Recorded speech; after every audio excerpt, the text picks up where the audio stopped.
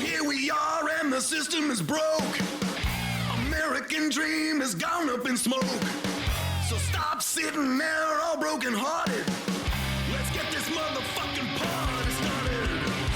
Lady Liberty is ringing a bell, and we're driving us straight into hell. But don't worry, we got what you need. Crank up the volume till your eardrums bleed. Gonna make America again. Welcome everyone to the A Better Way to a podcast. We are your hosts, Jordan and Tali. Tali Vos Normandy is here today because Andrew's life is chaotic. I sense a trend here. We love Andrew, but he has chosen this path and has to reap the consequences. Get your shit together. Get your shit together, Andrew. That's from a guest. That says something. Tali's a good friend of the show and of A Better Way to A, and came through when the chips were down, meaning Andrew. Andrew, I love you. I'm done making fun of you. Today, we have the Revolutionary Rhetoric podcast. Our friends Tyler and Kenan, we found them on the interwebs. You guys posted a sick video owning the libs, which I love, by the way, because at face value, it sounds like we're super conservative. Yeah. And but talking about how liberals say that they are for trans rights, but will not pick up a gun and protect them, will not buy a gun and protect them. And I was like, okay, cool. 30 seconds. I love these dudes. We got to have them on the podcast. So thank you for coming on the podcast. Yeah, of course. Thank you for the I said that invitation. that was like post-election peak frustration, Tyler. I was just like really fed up with like all of the liberals in my feed, just like fully not understanding why Harris lost and fully not understanding like just the material conditions of like marginalized people. And I was just frustrated and went on this long rant. And that was the short that was cut from my rant. But yeah, that was that video went a little viral. And so Yeah, right after he finished, I was like, and scene. That's a short. that's Hell yeah. I mean, yeah, it's kind of, we've kind of seen it though, like especially after the election, how people have like almost kind of started to like roll back on like their like support of like diversity and inclusion, like on like the liberal side. I can't remember. I told you I was gonna go find the tweet and then I didn't, but there was some politician that was like commenting about like the trans bathroom bill. And then was like immediately like, we need to start talking about bread and butter issues. It's like, brother, you should have started talking about bread and butter issues like months ago. Like, what are you doing? And now you're like kind of like backstepping even like your support of like your supposedly core base of people. So, I mean, I saw the same thing after the election for sure. I mean, they basically just did what Hillary did. They're like, okay, it's the general election. It's time to try to woo the Republicans over, and it's never fucking worked ever. No.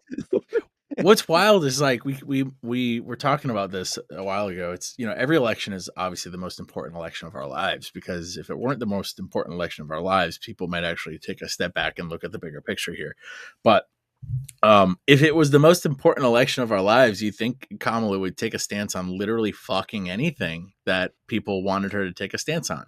right. And she didn't. She was just the same milquetoast. And my theory has always been, and I feel like it's a pretty solid theory, is the only reason Trump won is because Trump was like this magnanimous ideology personified, and people were like, wow, I want this. It was like bright and shiny lights and distracting people. And the reason Biden won after that was because people were like, wow, we don't want that again. We want normal and status quo. And the reason Harris lost was because in order to win against that like extreme Cult of personality. like a cult of personality, you need another person like that. And Harris was not that. Harris was the same. Yeah, we milk talked toast. about that quite a bit on our show of like leading Yeah. up to the election over that summer of like Harris had like her website still at the very end had no actual policy positions or like platform positions on anything. It was just all like vibes based. It was just not Trump was their whole Fucking platform. Brad Summer. And it's like Vibes. it's not, and our frustration kind of came from like it's not very difficult to defeat Trump. Like you just have to like say anything literally. She Like could have lied. just take a stand on Gaza, and like that would have got you the victory. Like take a stand on like on free weed or healthcare or whatever. Just pick one and take a stand on it, and that would probably have been enough because it was so close with no policy whatsoever. Had she chosen any policy to like champion, it's very easy to beat Trump. He's an idiot and he doesn't know what he's doing. You're supposed to be a professional politician. Like that's just so much more embarrassing than like just it is on face value because of how incompetent of a campaign that was.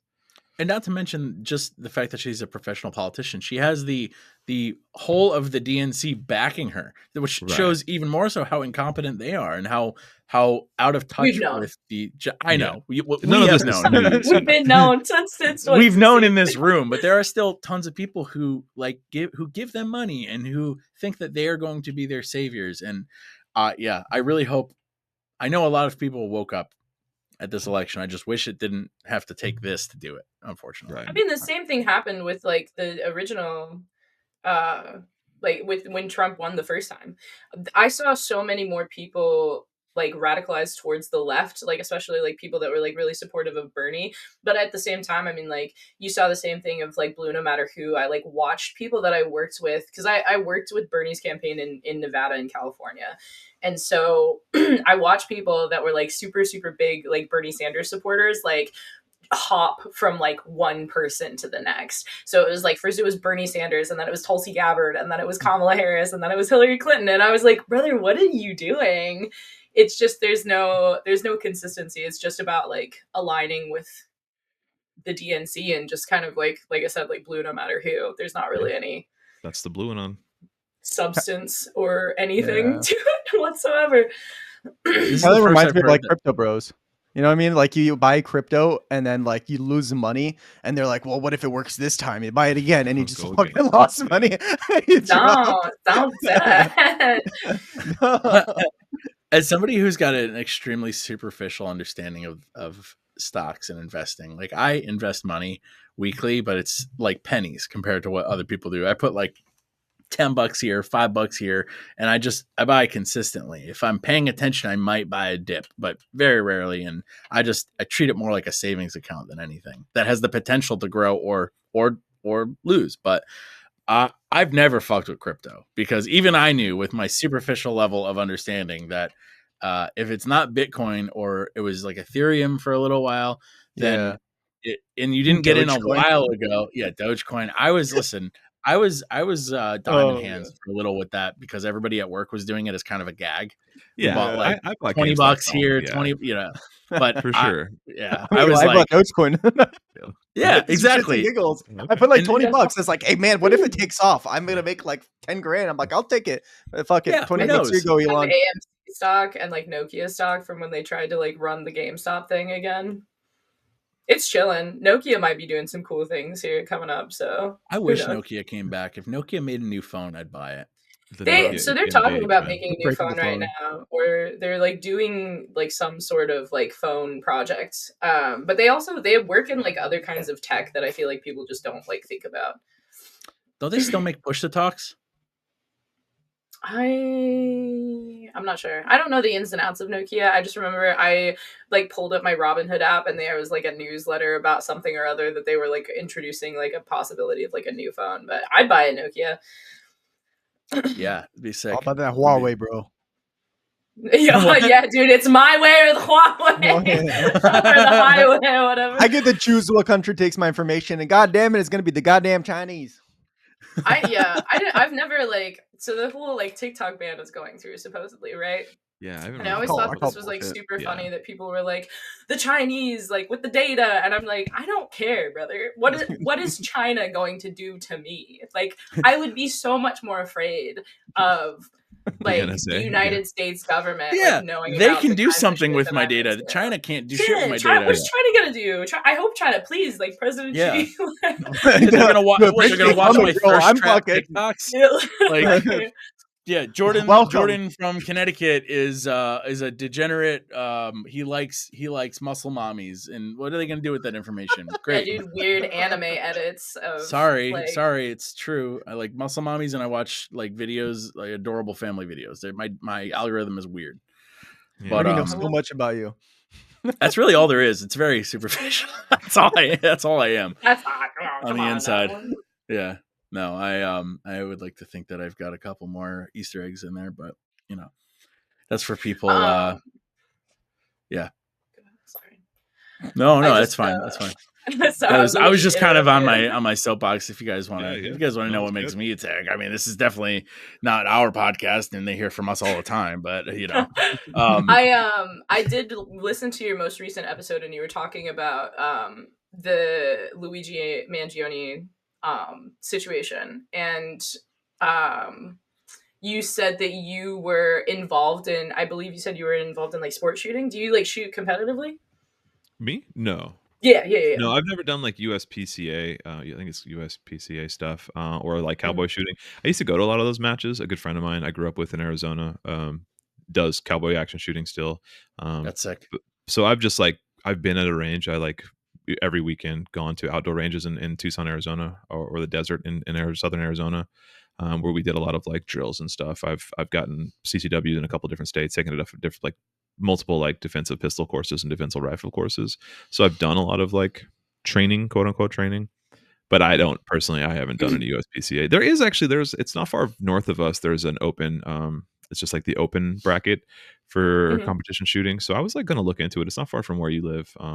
There's a range up, like a range up there. So I was like, I was maybe going to look into it. I haven't done much shooting since I moved to Washington. I left Tucson or Arizona and moved to Seattle a year and a half ago. And like the gun law, the gun culture, and just the gun landscape here is Significantly wildly different. different. Yeah. I had to leave. I left my AR-15s and stuff in Arizona actually because they're banned. They're outlawed here. Oh Technically, like man. it would have been legal for me to have like, well, it would have been a gray area. Like it would not have been legal for me to have brought them in. That would have been a felony. But so like I wasn't really like gonna mess with that. But Whoopsie. but having had them, they were purchased pre-ban. So like once I have them in my home in Washington, they would have been legal. But like bringing them across the state line wouldn't have been. So I was like, well, I'm not gonna fuck with that. So I just left them in Arizona. Yeah, it's like a just in case type situation. Yeah. So Yeah. they're with my brother-in-law in Arizona. It's like they're safe. I have them still Yeah. technically, but they're just not in my possession anymore, which is a real bummer. Because I was like just ramping up to build a new like AR pistol, and I was like really excited for it, and Yeah. had to scrap that project.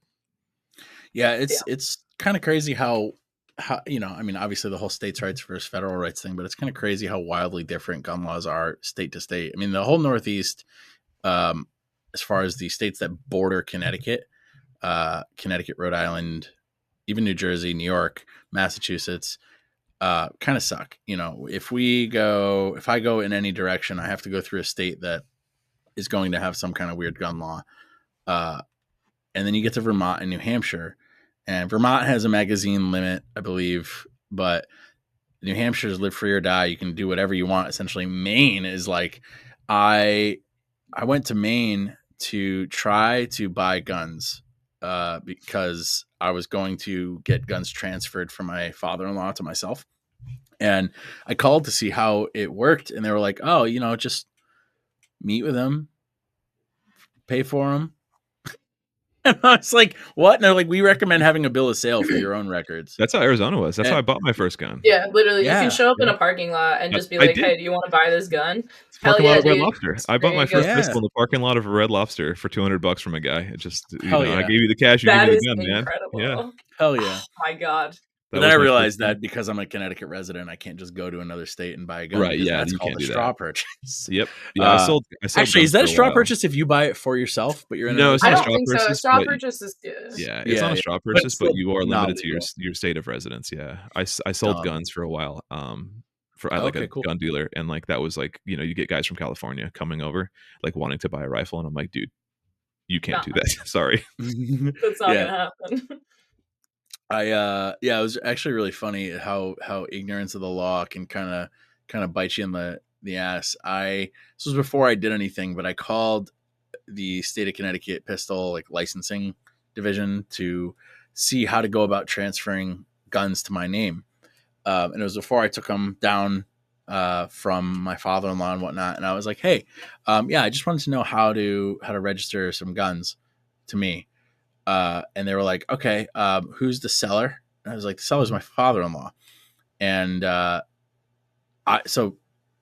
preface this, the day prior, I was like, "Well, I'm just going to bring the guns back with me because then I'll just transfer them to me when I get back home. Thankfully, I didn't, because when I called, they were like, "That's stealing firearms," because they were never transferred out of his name first. You can't transfer out of somebody else's name. They have to transfer it out of their name to you. And I was like, that makes total sense, actually. But going off of what Maine like a said, car. Maine could have just, he could have just sold me the guns, but because I live in Connecticut and it had to come to me, it had to go through an FFL and all that stuff, which dumb. But yeah, it's man. I know we're all in agreement here. Well, I don't know, maybe, but I know we are all calm down, pro-gun, at least to the extent of like it should be easier for people who need it to get it. But I just posted something today about how Finland is opening up 300 new shooting ranges. Yeah, we talked about that a couple weeks ago. Really? Not that in particular, but we were looking at gun ownership by country and how like America is the most, but there are other countries that have significant percentage of firearms per capita that don't have the same amount of like violence or school shootings. So my argument was that it's not necessarily the guns. Yeah. No, I agree with you 100%. I think there are tons of contributing factors. The fact that, one, if you look at a number of these first world developed countries that have high gun ownership rates per capita, they have socialized healthcare systems. They've got strong social safety nets. A lot of the things that what we talked about. Yeah. Community, familial ties, like places to go to if you're feeling alienated, mental health support. Like there's a lot that goes into that. It's not just the guns. 100%. And yeah, sure. A lot of them have conscription. A lot of them have, strong regulations surrounding the guns. But I think those are tertiary to the support systems that mitigate the struggles in the first place, the things that drive people to violence, that drive people to suicide. And the fact that you have to spend time in the military. I know people who spent time in the military who then killed themselves with their gun. So joining the military is not a gold star to saying you're going to be safe. Especially not in America. Like I know people that are in the military that like don't even know their way around. Like they couldn't tell you like what end the bullet comes out of an M4. Like that's just maybe they shot it a few times in basic and then they never saw a gun again. So it's like that doesn't really tell you anything about a person's like anything really.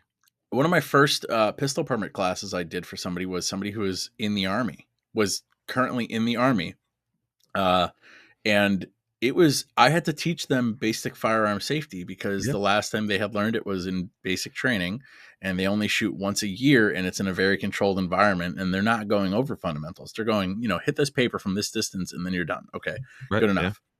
Yeah. And so that's, people are like, I was in the military, I know what I'm talking about. Not so much anymore, because you've got way more civilians doing the things that you used to need to be in the military to teach or to have military experience to teach.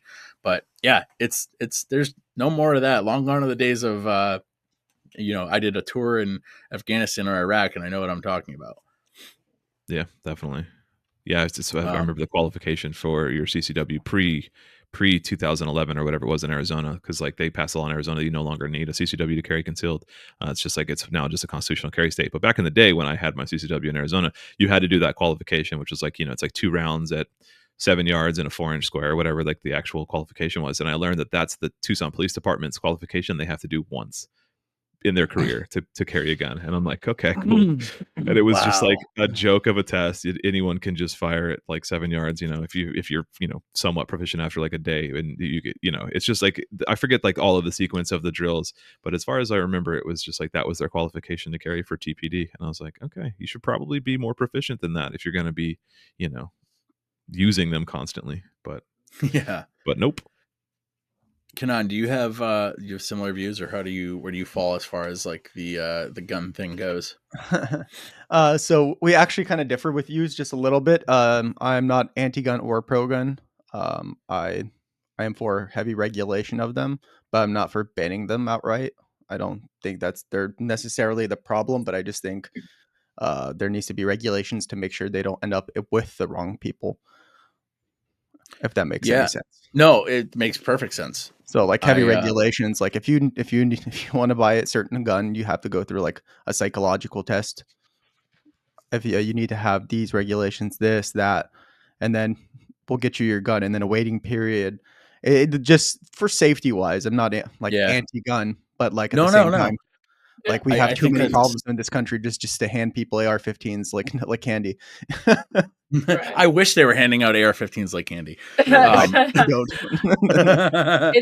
It's I don't know, it's really, I mean, that's kind of like, that's the basis for like Maryland, right? Is like we have like certain like restrictions on things, like obviously like barrel length, and we do have like a magazine capacity limit, but like, I mean, that's like pretty standard across the board. Is like you have to like go and you have to take a class, and you have to like sit through the class and like learn about the basics and all of that. And some classes that you take, like they'll even have like range time for you, and then after that, like you have to do an FBI background check if you want to buy a handgun. And every single time that you go in to buy a gun, you can only purchase like so many at one time, and you can only and like you have to run a background check like every single time that you go in, and sometimes you can get the same day, and then other times like there might be a waiting period. And you have to have like every time that you go, you have to present like the proof that you have like your handgun qualifying license. So like there's like steps that you have to take, and I think that like there's a lot of those things that are super important. But like in the state of Maryland, like we talk about, like a lot of people talk about like common sense gun laws or whatever. And in the state of Maryland, we're like obviously surrounded. We've got like Pennsylvania and Virginia and West Virginia, like kind of around us.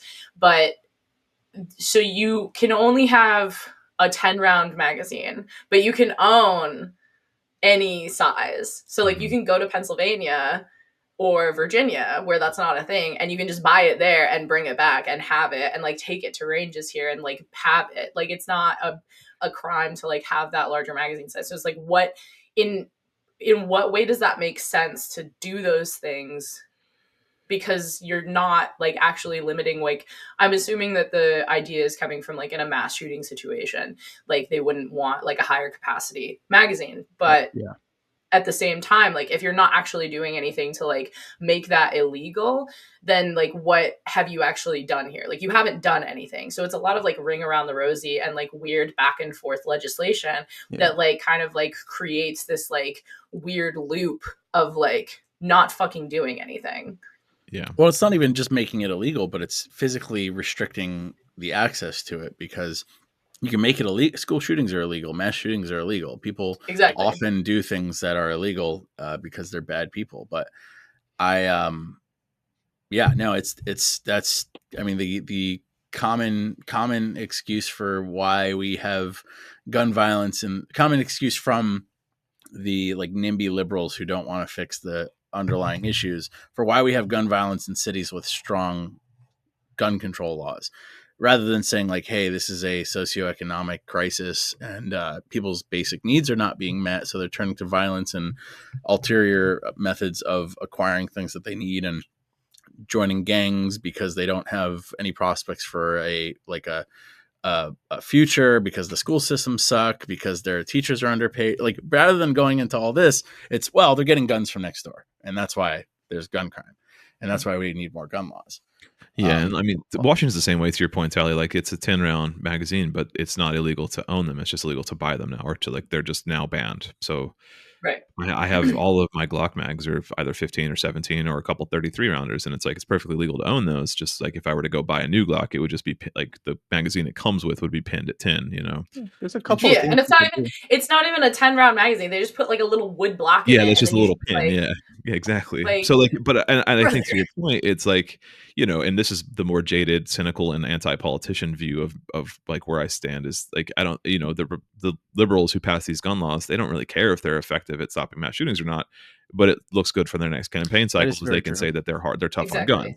And so like they can't address the actual underlying issue because the underlying issue is capitalism. So they can't do anything about that, or they refuse to do anything about that. So they're just going to pass whatever weak, you know, inconvenient gun laws that don't actually do anything to stop mass shootings. They just make people who enjoy shooting slightly more inconvenienced, and then that's really it. So I don't know. I find it, the whole thing, like you said, just a circular, frustrating kind of system. One thing I've never really understood is like why there's different gun laws for different states. If it's a constitutional right, it needs to be a federal like, if there needs to be federal gun laws, just one thing across all states, and then you solve that problem. Yeah, I mean there are. So that's the hard part is there are federal gun laws that Like are the NFA and that's the NFA. Like when you go, it's a national, like the NICS national background check. It's all part of the same like national system. However, each then state can like determine I just wouldn't have that. the It specifics. would just be one federal regulation, and then you. I just Yeah, don't we're want just not that. gonna. Like that's We're just just gonna not do that. yeah. I Just mean, no. you If and me we both, did brother. it, But it's yeah, not- that's just the way she goes, you know. You just Yeah. instantly solve that state to state problem if it's just a federal thing. Yeah, I mean, you can say the same Well, I thing with suppose when anything, you really. do that, Abortion, weed, yeah, whatever. you get yeah. into everything. Yeah. Like I mean, like obviously, like reproductive healthcare, even like down to like cigarettes, like that kind of stuff. Like states have their Yeah. own kind of like justifications Correct, for but everything. those are not constitutional amendments. Are Technically. they not though? I mean, like a lot of that falls into the First Amendment. Like, you know, a lot of things that are regulated. Well, do you see abortions as healthcare? Well, I do, yes, but Yeah, that's and so yeah. that's the problem is we don't have nationalized healthcare. The moment we have Yeah. nationalized healthcare, that would be considered It's healthcare. that pesky 10th Amendment, you know, Y- like that lets like anything that they couldn't think of, they just said, "Yeah, let the states decide." Yeah, This so is that- no, I'm sorry. Can on. What were you saying? no. That was it. I finished. Okay. No, I wish we lived in a world where somebody who was objectively good and altruistic could press a button and make all bad things disappear. But in their infinite flaws that the founding fathers had, I give them credit for seeing for structuring parts of this country in a way that prevented things from happening the way that they did in Great Britain back in the day, because I see things like states' rights versus federal law. You were saying earlier that you think people should have to go through psychological tests in order to get a firearm, and the question I always bring up when things like this come up is what happens when somebody like Trump is in office and they declare all trans people mentally ill, or all queer people mentally ill, and then they're all of a sudden not able to pass a psychological test while identifying with the gender that they identify as, and now their right is restricted and they can no longer legally purchase a gun. And I see that. I'm not saying that's what I know that's not what you're saying, but these are the hangups that I usually come into with the same thing as healthcare, because what happens if you unless something is codified into law, like via an amendment or something like that, when you give the federal government the power to do things over the states, you get somebody who doesn't like you in office. Now they have the power to pretty much ruin your life without your state having any recourse. And I don't know where the like checks and balances part of that is. You forget that I'm a communist and I want I want a dictator. Listen, we had you. I really just don't care. Yeah. To be honest with you. You've activated our trap card because we're authoritarian. reverse. Yeah. Yeah. No, so my whole thing is like guns. My gun can kill somebody. When you say I'm transgender, cannot. That's like a personal thing versus guns can affect other people, if that makes any sense. So I view it as two separate things. Now, if somebody said I'm transgender and 3 people drop dead, that would be a whole fucking different scenario. You know what I mean?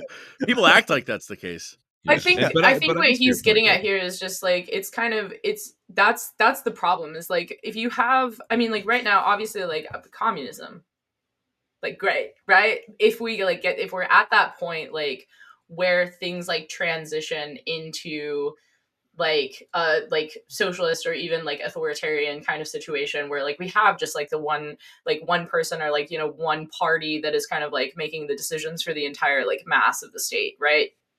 Like if we got to that point, that would be one thing, but like we have to like kind of also like look at things from like a realist perspective where like here's where we are as a nation today right now. And so if you are trying to enact any like kind of solid gun regulation, you have to kind of consider those facts, and like that's kind of like how you have to evaluate things is like through what's happening right now, right? And like kind of like where things are going and where things are transitioning. Like you have to be aware of what's going on around you. And right now what's going around us is like our friends and our neighbors and our loved ones and the people that we care about are being told that Matt, whatever the fuck his name is, Am I Racist? The guy, fucking, Yeah. Oh yeah. you know what I'm talking about? I can't Yeah. remember what his name is. He's But got he that like show or literally whatever. said like, we will not stop until like trans people are eliminated. Like these are people that are Walsh, just yeah. like Oh, Matt that Walsh. psychopath. Thank you. Yeah. So like we're in an era and we're in a time and we're in a like cultural place right now where the opposition is telling us that these people do not deserve to exist and that they are going to do their best to eradicate them. So we live in a very real possibility of what Jordan was saying of like this person who is I'm like, I don't think that he's going to be like an authoritarian dictator. Like, I think that he might try, absolutely, but I think that there will be at least a little bit of pushback on that. But he is a person that his group, his camp wants that kind of like labeling and that kind of distinguishing and saying that like trans people or queer people have like mental illness, and then like he said, their existing gun rights right now will be taken away from them, or any like attempt to like have firearm ownership in the future will be taken away from them automatically if we like put those sorts of things into place. If that makes sense. I'm sorry. No, I totally agree with that. I've spoken about this, quite often, that any kind of like, I believe like gun control is like, incredibly harmful to like Black populations, trans communities. Like that's, gun control, anti-gun is being anti-Black, or being anti-gun is being anti-trans, because that's like, those are the communities that are like being targeted. Those are communities that need to be able to defend themselves, and making it harder for them to like do that it's not helping anybody but their enemies, and it's only hurting those communities. And Right. that Strongest wasn't regulation very in the articulate. country. No, and that Strongest regulation in the country came after the rise of Black Panthers, like yeah. open carry of the Black Panthers. 100%, yeah. That's the Mulford Act, and like, yeah, that's that's it. At least that's where I come from. Yeah. No, me and Kenan are not on the same page of this, and that's why we were excited to kind of come on and actually like talk about that, because that's we the have thing, like, very similar political views, but this is one area where we kind of diverge. I love that because, and Kenan, like, trap card or not, like I wanted you guys on here because I listened to your clips and I listened to some of your episodes, and I like what you guys are about. We're all about diversity of opinion. Like, we need to have conversations with people who this is perfect, because this is the kind of thing where all of us in a room have a baseline level of respect for each other, and we can have conversation and learn from one another based on the perspectives that everybody brings. And that's why, echo chambers suck, regardless of whether you're on the right or the left. And, getting people who are close enough, but differ also enough to enrich the pot of ideas, like, think of like a white person soup, like the I don't know what Bosnian food is. I'm not talking about making soup of white people, but like, don't call me like, white fucker. Yes. sorry. So, okay, perfect example. A staple in my house growing up. My mom is Scottish and Irish, and a staple growing up in my house was mince and potatoes. And I remember saying that in first grade. My teacher looked at me like I was insane. It's literally just minced beef and mashed potatoes, differing consistencies. But that was what my mom grew up with, because she was poor. And that's what my mom made for me because it was good to her. And now, as an adult with fairly objective taste buds, I now realize, holy fuck, my parents never knew what seasoning was. Like, you can make mince and potatoes. We gotta get you some now. vegeta, bro. What was that? We gotta get you some vegeta. What is that?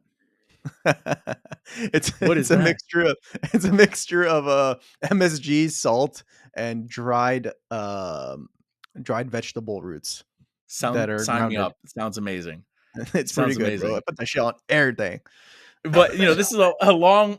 It's like it's like adobo for white people when they want to make Mexican food. it's like we don't know how to season. I like to think. Yeah. Hell yeah.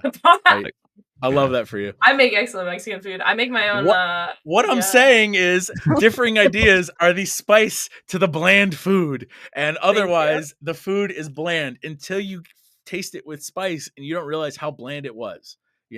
Yeah. Right. That's and then what you I'm try saying. Indian food for the Oh, I first time. could not agree more. As much as we all shit on your story to try to get us there, I definitely agree. Yeah. with No, I your- appreciate with you your shitting on my point. story and Yeah. getting me there faster because hey it's you. sometimes there's multiple times where Andrew will literally cut me off mid rant, or he'll be like, "Jordan, ask the question. Ask Oh, the Jordan, what are fucking you question." talking about? I Just love fucking the ask the roundabout question. way that you like discuss things because like I'm also like very much like a metaphor guy too, right? Like I love to paint a picture and like help people Yeah. understand. So like I very much enjoy that about you. My wife I feel hates it. My wife. Yeah. My wife. My also hates wife, it. I'm like, she doesn't like when I Kicks do some ass. the metaphors. They're always bad. She fucking hates my metaphors, mainly because my metaphors, when I try to use them with her, do suck. It takes a It'll be minute like to get there. Just it'll be hear like me her out and I. for a No, while. seriously, yeah. We'll try 5 minutes later. I have a really bad Yeah. habit of like everything I say, I'll say, and then I'll kind of say it in a different way, and then I'll repeat the first way I said it again because I'm a classroom teacher and I've been doing that for years, and so like that's Yeah. how I teach. That's how I speak to 15-year-olds all day. So my wife's like, I got it. I know what you meant the first time. Why did you do that? I'm like, sorry, that's just habit. Like I'll just be like, everything I say, I like go through that method of just like I don't know, and she gets very annoyed. Explaining with it 3 so. times, she Yeah. probably feels like you think she's I stupid or think she's something. an idiot. I'm like, I'm so sorry. I talk to 15-year-olds all I day. talk to 15-year-olds all day, and this is just how I'm my sorry, my I'm brain is talking to you trained. like you're a 15-year-old. Yeah, exactly. Right. No, I will I will ask a question. It'll take me 3 minutes to get to the question, and the final 8 words that I say would have been the perfect question to ask in the beginning. Like there was Yeah. no need for the buildup at all. Listen, it's the journey, Yeah, it's the journey, not the destination. not the destination. Yeah. Okay. Yeah, We're like all on a our trip Lord together. and Savior Miley Cyrus once said, "It's the climb." Oh my God, god. no, no. all the guys in the leaving room now. collectively Miley rolled Cyrus their rocks, eyes. dude. Nothing against Miley Cyrus. Dude, she Oh my rocks. She's God. awesome. You mean Hannah bro. Montana? Miley Dude, Cyrus is absolutely, real. 100%. I listen to a lot of pop Yeah, music. Miley no. I'm here for it. Miley went through like an arc though where she was Hannah Montana and she was wholesome and she kind of got cringe, but if you think about it, she was kind of finding herself. You know, Disney Oh, yeah, it is. kids go through hell. They've got Yeah. shitty fucking lives. Like objectively speaking, yeah, sure they're rich, but the abuse, the mental strain, like I wouldn't wish that on anybody. So what I've heard, I've watched like I guess a documentary about her. I've watched the entirety of Hannah I- Montana. No, I'm just kidding. To be honest, I have too. My sister was a couple of years younger. They forced me. Now look at me, Mhm. God. No. This is what it does. Now I'm a This is communist. look at me. Look at what it does to you. No, I I'm a watched a communist. documentary. And apparently, no, I'm a Yeah. communist. That's what radicalized. The I Hannah watched the Montana to entirety of communism Hannah pipeline. Montana, and now I'm a Radicalized, bro. communist. The Hannah Montana to communism pipeline. The 3-hour video essay. Oh my god. No, so apparently, like any music that she made, even as Hannah Montana or as Miley Cyrus, was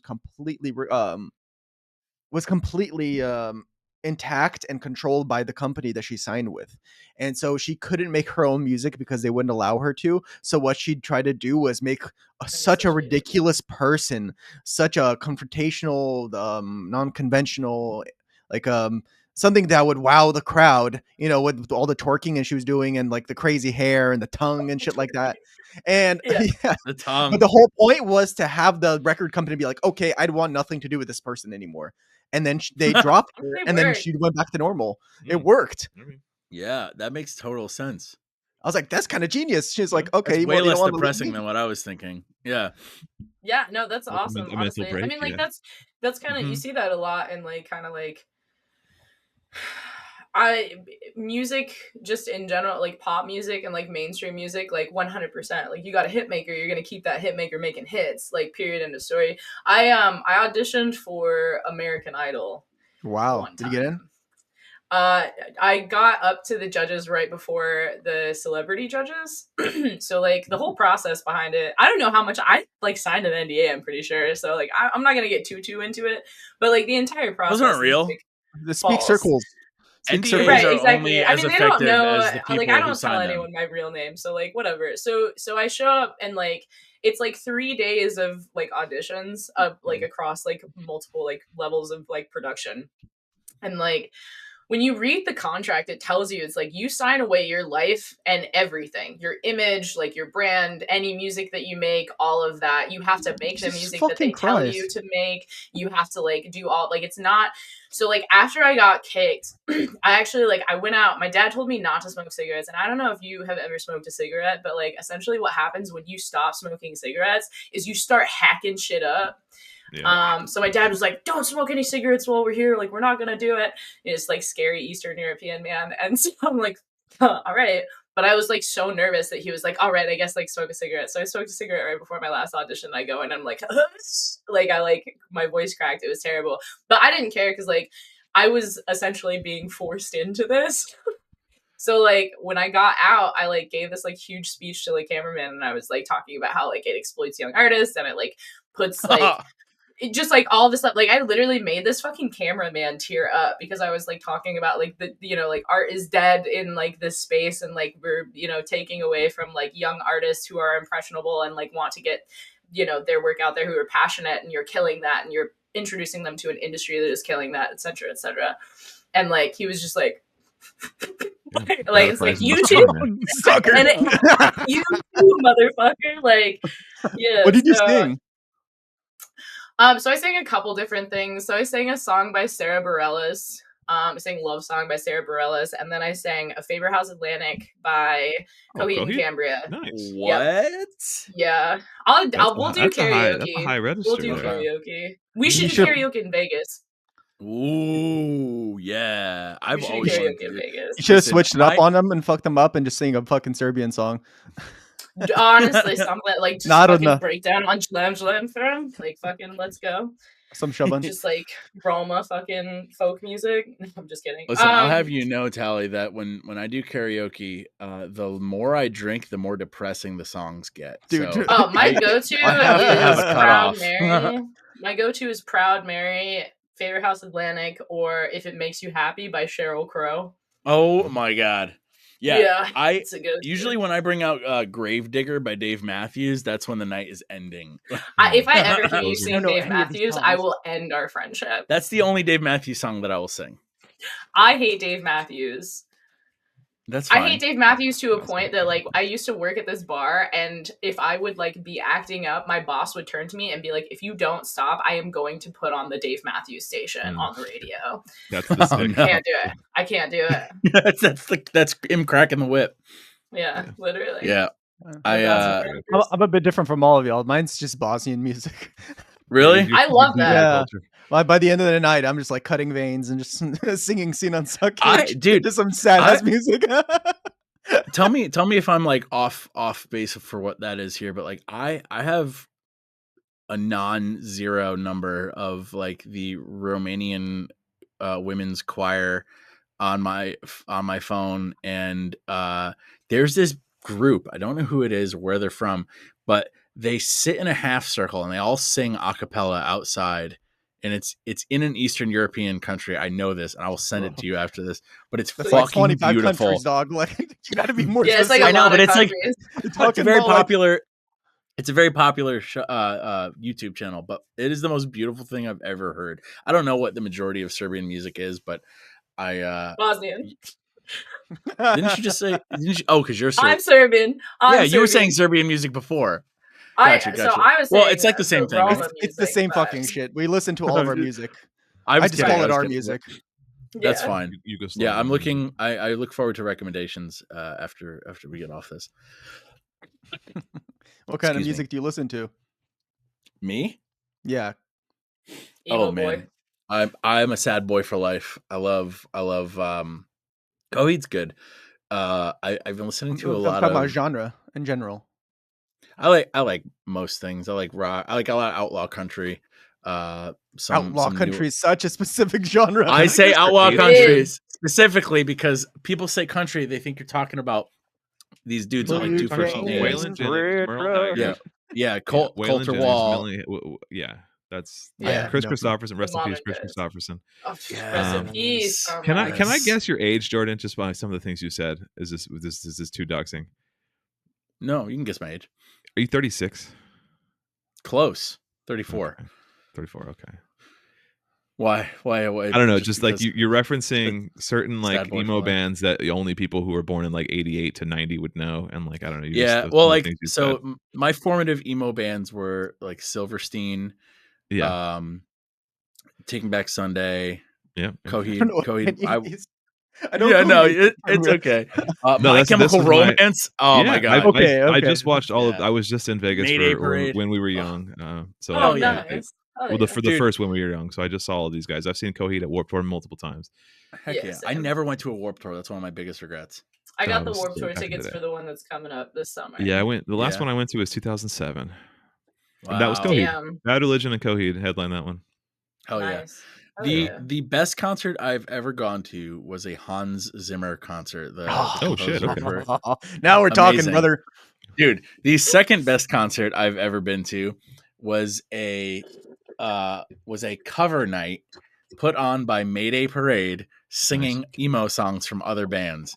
And Yeah. I was That's fucking crying in the audience. Yeah, I go to the It's like, emo that's- nights whenever I can. Like Oh like my boring God. emo nights. They're so good. Yeah. Yeah, The good it's ones. fun Now time. they do so many that are just a DJ. But Yeah, that's the ones I that was consider. They're just a DJ. They had those are fine one here too. that was karaoke, but it was like live band karaoke emo songs. It was That's cool. freaking That's- sick, dude. That's cool. Did you? Yeah, Did we no, interrupt? Were you trying to ask a question earlier, Jordan? And we just totally interrupted you. I don't know, Okay. man. This is here. Sure. I don't know what I'm doing. I'm just here. We're just vibing. swinging I it, like bro. you guys. We're I like winging you it. guys. We're just talking. We're just hanging out. We're just chatting. Shanging out. We are shanging out. Where they're swinging. Are you in any way involved with like the SRA or John Brown Gun was. Club? I don't know if Yeah. Seattle has that. No, we have situation. an active John Brown Gun Club, and I know a bunch of those people, and like I've hung out with them, and I've gone down like because there's like little fairs or little street like just different events where JBGC will like run security, and I used to do security in SRA in Arizona, so like a lot of the BLM like in 2020, a lot of like the BLM protests. My partner was in med school at the time, since now a doctor, but they were in med school at the time, so they were doing like the medic half of like the BLM protests, and I was on security with SRA. So yeah, I've dabbled in both, or not so much. I've never been an official member of John Brown, but I've been an official member of SRA. Is that how you're able to do a podcast so actively because your partner's a doctor? No, they're still a resident doctor. They make less than I do. No, I know. Yeah. I was just kidding. No, I just don't have any. I don't know. I just devote all of my free time. Well, because I'm in grad school too, so like I have goddamn Yes. man. no free time. Both of Yeah. us have I no time. literally have like every minute of my life. I came here on my day off on a Sunday morning to get this done. Yeah, Oh my god. Well, every minute of my life. And So I much work is, 60 like, hours every pre-planned. week. It makes me Yeah. it makes me so happy that we can get people to even talk to us. I'm happy that we get cool people like you guys. Well, no, on you sent that because- message, and I started. I will be honest, I wasn't a follower before then, but then I like became a follower, and I started listening, and I was like, oh, this is cool. Like, it very much aligns with where I'm at, like both politically and Yeah. like philosophically and ideologically, both politics and guns. So like I was like, yeah, this is right up my alley. So we were happy to say yes. I'm glad we found you because there's one thing that I will say about the vast majority of the people I've met while doing this. The quality of the relationship that I have with the people that I've found through this and are in touch with is great. Like there are very 100% few same. people who I don't know what it is. I don't know what it is, but I've met people at shooting ranges before. I've met people at like I don't know, other hobbies that I have, and like Tali. I met Tali on the internet. I met Andrew, my co-host, on the internet. I met all these people that we now hang out with that I am in a group chat with and talk to daily, all day, pretty much, like on the internet. And it's, and I don't know, and I've never had that experience before doing this kind of specific thing where we're talking about what we talk about and trying to do what we do. And you guys are included in that because this would have never brought. I never would have gone to Seattle and met you guys. No, it's exactly the same. When we this, first started this, we started our podcast a year-ish ago, or a year and a half ago now. I don't know, whatever. 14 months ago, and we were like, we had a few episodes, and we're like, well, we should try to like reach out to somebody and get a guest on. and we were like really timid and like not really sure like what to do, and we just started asking people, and literally everyone said yes constantly. Like everybody we asked to come on, which is like Sally hates capitalism, the turn leftist people, like literally whoever, they just say yes. Like Lady Izdahar has been super open because well we're both in Seattle, so like that's easier, but like it's just everybody in the leftist internet space is so goddamn nice. It was such a shock because we were just like, oh, and so now we're in like multiple group chats on Instagram with all these different like content creators, and everyone's just like sharing stuff. Yeah, and we want to left of the projector. Yeah, left the projector, the Cars and Comrades guys, like everybody is just so cool, and like that's cool. I just found out about the Cars and Comrades guys like a couple months ago, and I've been following their stuff. They're super great. We've had them on a few times. We've been on their show. Like they're cool. Good people. Sick. Well, I think that there's like a lot to be said for just like having like discussions without like the pretext of like argument, like for argument's sake. Well, and that's the thing. People go into conversations now, especially political conversations, with the intention of, with the goal of being right, not of learning. And when you're already fixated on being right, you completely eliminate any possibility of any quality conversation, because you're just going to anything really, any growth, and because you're just going to step on that person. And regardless of whether you believe you're right or you think you're ignorant on a topic and you want to learn more, if you don't open yourself up to learning new ideas, like I would have never, had I not started this, I'd probably be way more conservative than I am now, because through meeting people and through talking to people who disagreed with the way that I believed, and then spoke to me like a person and gave me, empathized and actually took the time to explain things to me, and have conversations, I changed my views. Like that's the way that things work. That's how it should work, at least. Yeah. I agree. And that's one thing that we've had people we disagree with on the podcast before. We've had people who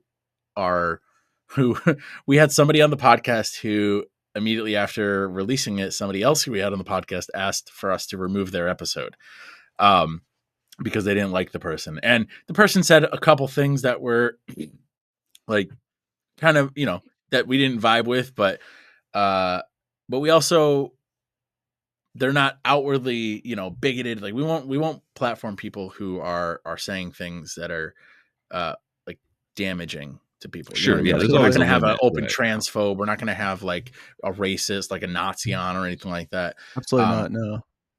No, but like, because you're not going to gain anything from listening to people like that who just have bigoted beliefs. But I'm, we're more than open to having somebody on who disagrees with us on, like, I don't want to say who it is, but we're talking to a very well-known conservative trans public figure who may be possibly coming on the podcast. Like, guarantee we're going to disagree on a lot of things, but I do think there's value in some of those conversations, and we've had tons of experiences like that doing this kind of stuff. I think that's like where we come from, like so far left that like we don't have conversations with people who agree with us ever, because of like we're like authoritarian Marxist Leninists. So like we have so much practice and so much experience navigating those conversations that like no one agrees with us. We're like Stalinists essentially. You know what I mean? Like like we have. Not that that's a real thing, but like in shorthand speak, that's how you can get that like point across. So it's like anytime I have a conversation with anybody who's like liberal or progressive or whatever, we're already coming from such different points of views. It's like it's all just experience. There are a lot of people that call themselves socialists. Yeah, even like socialists that are still like anti Mao or anti Stalin or anti China or whatever. Like it's still a bridge, even though we're all quote unquote on the left. We still have like wildly different views, and even Kenan and I have pretty different views. That's fine. Everybody has different views, and different context. But we had that all good. That one fucker constantly in the comments every single video. We have this like troll in our video. God, every single video. This motherfucker watches all of our stuff. In every. Isn't that funny? Dude, it's hilarious. Dude, by all means, continue. You are pushing our stuff. So our algorithm and everything. Nuts, man. He's like, you should have me on. I would destroy both of you at the same time. My channel has way more followers than your channel. Yeah, and the only reason we don't is because I went to some of his videos and like he is pretty like transphobic and racist. We were like, should we have this guy on? And then I watched. He did like a review of Macklemore's what's that song? The song about like the Free Palestine. Yeah, I forget what the Yeah. song was called, but it was the Macklemore like Gaza, the pro Gaza song, and he did like Yeah. a 30-minute video, like line by line, just like reviewing the song or like rating everything Macklemore said and everything. I watched. I was like washing dishes, and I would listen to that video or like listen to it while I was playing, and like everything he said was wrong and like not even vaguely racist, like pretty like objectively racist, and just It's like outwardly racist. yeah, it's Yeah, just we're like, no. yeah, misogynist Cool, comments and just tight. transphobic comments, and just like he made like jokes about like people being on welfare and stuff, and it's just like, oh, okay, so like no, we're not gonna have this guy on, like we're not gonna this guy. Yeah, because we were Yeah. considering it at first, but then we're like, no. I started doing a little Not even to research. just like dunk on him. Yeah. I don't know, like no, the I thing don't is- want to give him any exposure to Yeah, anything. that's He the doesn't thing, is, deserve like- it. Yeah, that's valid. I don't think that's know where that it it comes would from be too. Is worse. it's just like Yeah. don't give them more exposure. It's like the argument that I have with people about fucking Joe Rogan all the time. It's like, well, he had shut the fuck up, dude. Just stop. Like because of these things, it's just not even. Don't even acknowledge these people. I don't think Joe Rogan is that bad. Dude, shut the fuck up, Jordan. This conversation's over. Like, It's not like anybody. don't embarrass me in front of my communist friends. Joe Rogan used to be pretty cool back in the day, pre-COVID. No, Once that COVID Yes. brainworm hit him, bro, shit just went Okay. down the To be fan. fair, I still watch. to be Joe fair, Rogan. I don't listen to Joe Rogan, so I don't know what he actually talks about. I see that he has a I don't know. variety of people on, and I'm like, I don't listen to any Yeah. of his stuff though. I'm in the So same I literally boat. have no don't idea what I'm listen- talking I about. don't listen or watch Joe Rogan, but like every now and then in like my algorithm, like a reel or a short will come on that's like a clip of a guest talking about something interesting to Joe Yeah. Rogan, and I'm like, they always Yeah. seem interesting, like as long as it's not like Elon Yeah. Musk or Trump or whatever, but like it'll be like Neil deGrasse Tyson talking about like Yeah, space. there's times where you can And I'm watch like, like oh, him okay. talk and So, just like- Joe Rogan shuts up. I No. respect like I don't know. Yeah, I- The Joe Rogan I have a podcast theory. without Joe Anyways, have Rogan. you ever smoked DMT? Bro, you gotta try. No, but I have a theory about why Joe Rogan went down the fucking rabbit hole and like why he's so fucking mentally ill now. money. No, HGH. Oh, you think it's Human like the growth steroids? hormone. Yeah, He's been You on think human so? growth hormone for years. idea. Well, because think about it, HGH causes not only your muscles to grow, but every single other part of your body to grow, including your heart. And that's why a lot of people have heart attacks or die because their ventricles become way too large and cannot function normally. Wait, Right? every So if- other part of your body? Because Don't I'm don't. gonna have to talk to my doctor. It's not worth bro, it. I I'll give you a wanna penis grow pump. Don't these do ears. HGH, bro. Don't do HGH. But no, my Don't do theory it, is his brain also grew. So you think he's like And having it's swelling? causing Swelling. inflammation, which is swelling, and it's causing him to have like neurological defects, which is causing him to become a conservative. He which I does think all look like he's conservatives just are. like sweating so much. Yeah. Like just Bro, like, it looks like his he's blowing up like just like I think constantly, this like, is an Occam's bloated. razor thing. I think it's just more lucrative to be Hey, conservative. let me have fun with my Yeah. theory. Yeah, I think it's I do think that that's true though. I think that there's a lot of people that like the second that so this kind of gets into I was having a conversation with someone recently about like kind of like a lot of the problem that we have like speaking about like kind of like opposing viewpoints and things like that. A lot of the like the situation that we have with like recruitment and like solidarity with people that are like kind of like just becoming like politically enlightened is that you have like Joe Schmo on the street who like comes and like sees what you're doing, like working with an organization like Food Not Bombs, comes over, like helps out, has an amazing experience, like really gets to like connect with the community and is like super excited about this. And then they're like go up to talk to the organizers and they're like, this is really great. Like, can I get some more information? They like give him some pamphlets. They're having a conversation. He's like, yeah, like, I mean, like, do you guys have like a schedule or anything? Cause like, I'm kind of like R-worded about like this sort of like scheduling stuff. Like I'm super bad. Like, do you know what I'm saying? Like they say like, Rizzed up. they say like, yeah, exactly. That's what I mean. I'm But really they say- rizzed up about this. They say something controversial offhand because it's not something that they think of because it's not something that exists in their environment to Yeah. like comprehend that it's something that's so offensive. like and using they the M word for people who were less intelligent. Anyway, so like you have this situation. Wait, moron, not N, You- not N, Not no, N. M. No, not no, N. no. M, Were they M. moron? What are you Yeah, talking moron. The moron is word that apparently there was a word that I Oh, heard right, yes, often as earlier. a kid that I did not know had racial connotations to I thought you were talking Yeah. about moron, but people have told me that like saying Oh. things like moron Yeah. and stupid is ableist, which Well, is just a although they're conversation that I'm not biological, even whatever. going to have. No, But- it's yeah. So hypothetically, you're having this conversation with this person, and they say something that is like offensive, and they like, but it's something that was in the cultural vernacular for so long that like they don't Yeah. really like understand or grasp that. And then what you see is people immediately jumping on this person and like tone policing the shit out of them to the point where they're like, well, fuck you. I don't want to be involved with fucking any of this. Like, y'all can go fuck yourself. And then you have these people on the right that are like, hey, Yeah, buddy. I'm your brother.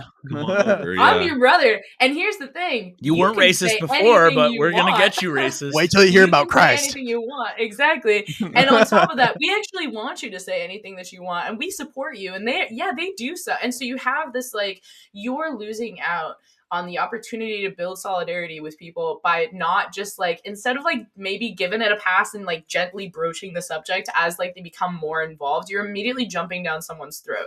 So it's like similar things with like actors that they get quote unquote canceled, and then immediately, instead of just being like, I'm gonna step back and I'm gonna chill for a second and then like we'll see where things go from here, they immediately jump into like almost far-reaching like right politics. The guy that was in the Shazam movie, he was also in Marvelous Mrs. Maisel, whatever. Levi something. Levi. Yeah. So Zachary Levi. Yeah. And the Yeah, same. something You can say whatever name you want. I'm not going to remember who. The right. Mandalorian. The Mandalorian lady. She got a show on Ben something. Shapiro's network too. Yeah. Yeah. Yeah, And exactly. I don't even know what she said. But it was like, I remember she said it something being- about her pronouns are beep beep boop boop or whatever the fuck, and then like people were And- like, well, "Hey she's man, actually just that's kinda not okay." And then she like doubled and tripled down on doubled like down being on it, transphobic. And then like after that, like people were like, "Okay, no, you actually are a piece of shit." So like, fuck you. And then she ran with it even more. Yeah, and now Yeah. she has a fucking show on Ben Shapiro's network.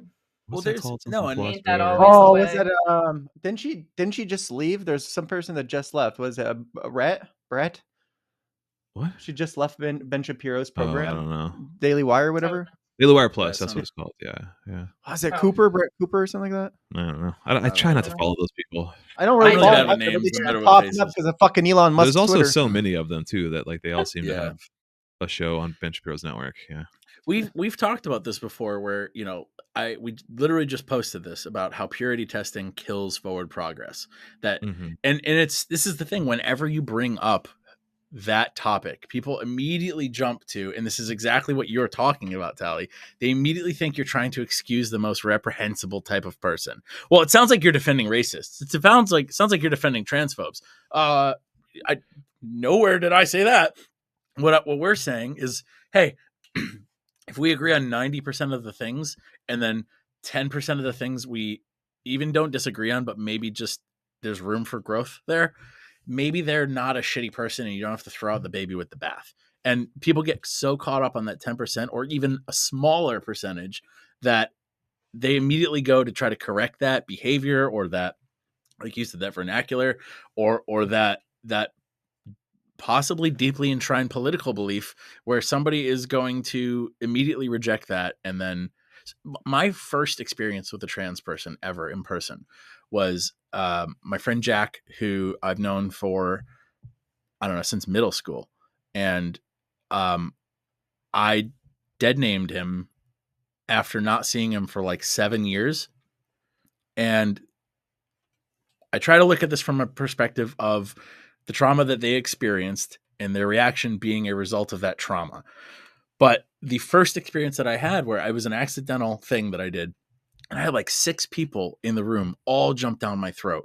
It was like, oh, like, what are you doing? And I was fucking embarrassed. Like, I felt, if it was like shamed.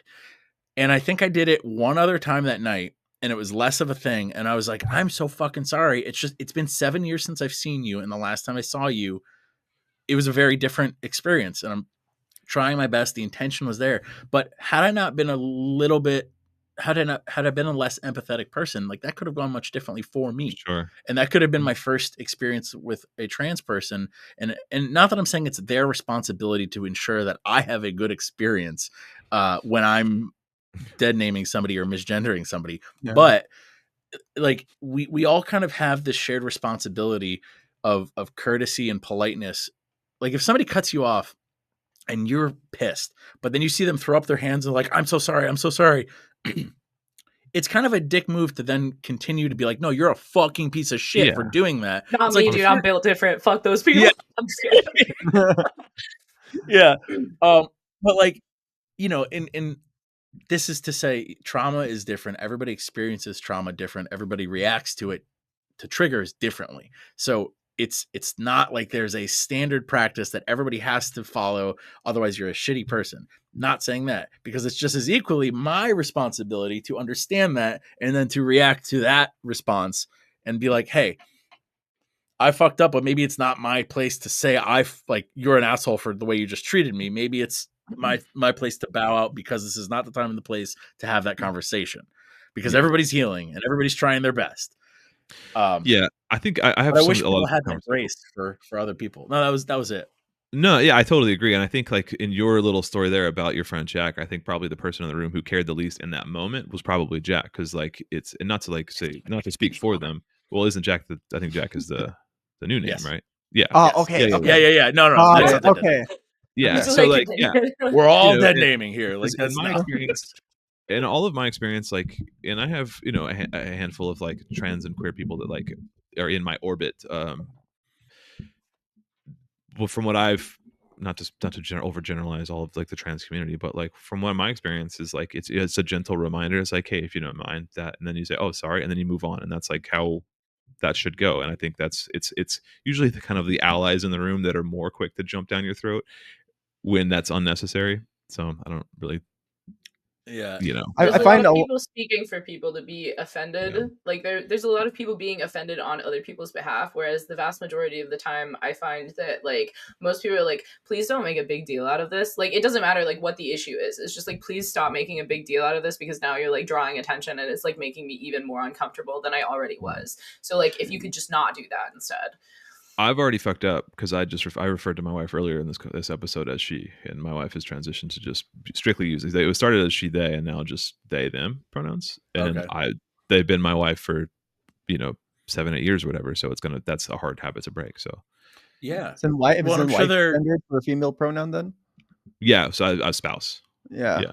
My spouse uses they, them pronouns, and that's something I'm like actively working on. But this is like in the last 2 Bro, weeks, 2 weeks for me. your so, entire yeah. life you grew up with this sort of like Yeah, code, it's and you're hard, just it's just ingrained in your brain. It takes a while to switch things over, and Yeah, I it's think a just lot of practice, trans repetition. people in general are very patient because they understand that, because they grew up in that same system. So Yeah. as long as I would what say the you're- vast majority of Yeah. them, they're like, very you patient. know, as the long as the majority, context. yeah. Sorry, go for it. No. I'm cutting you off. Listen. We're all taking turns talking over each other. It's totally fine.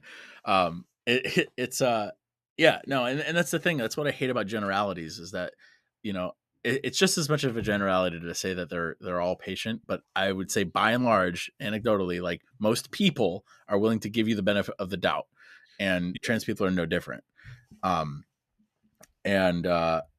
Yeah, it's funny how that changes, not with trans people, but like with people in general, when you start making assumptions about people's beliefs and about their political orientation, and how it becomes so hard to have these kind of conversations with people once you find out that they are not in your camp. Not us particularly, but the topic, the typical interaction that I have, that I've seen with people on the internet. Like we were like the purity testing thing. We were saying the left looks for traitors, the right looks for converts. The right is so much better at like marketing than the left.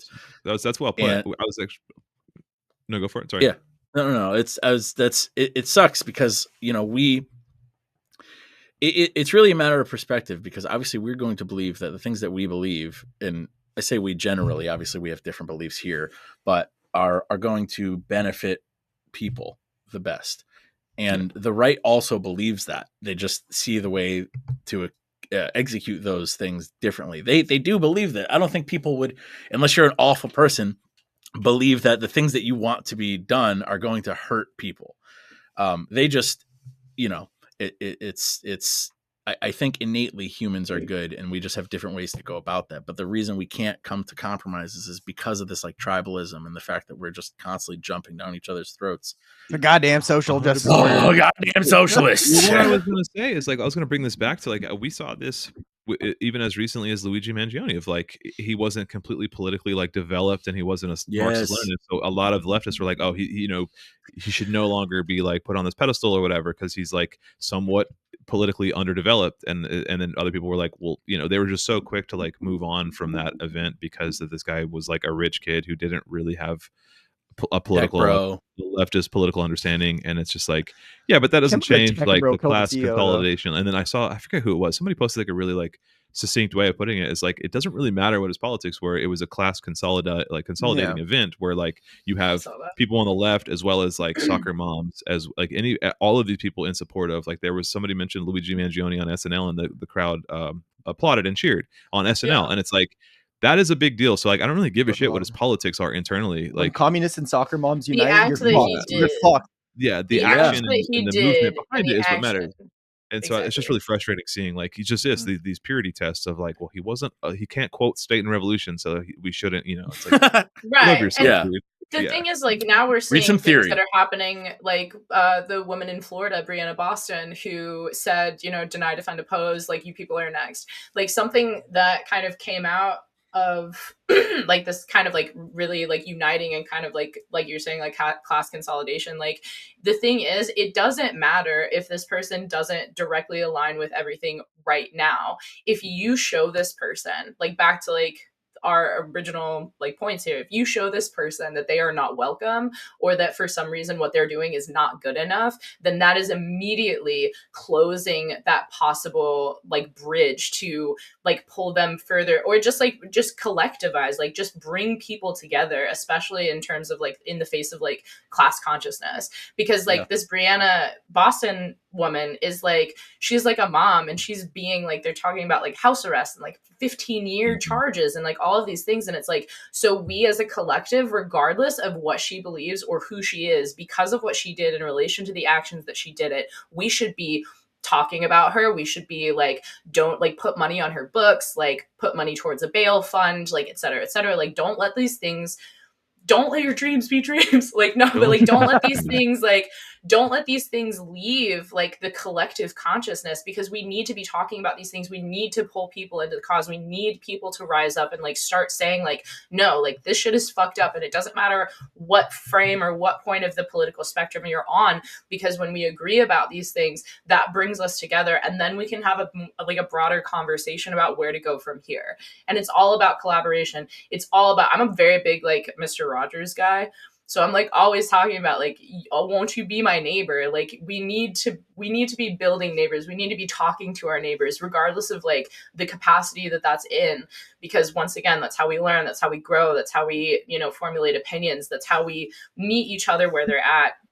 I'm from, I went to high school in the Midwest. My parents still live there and parent still lives there.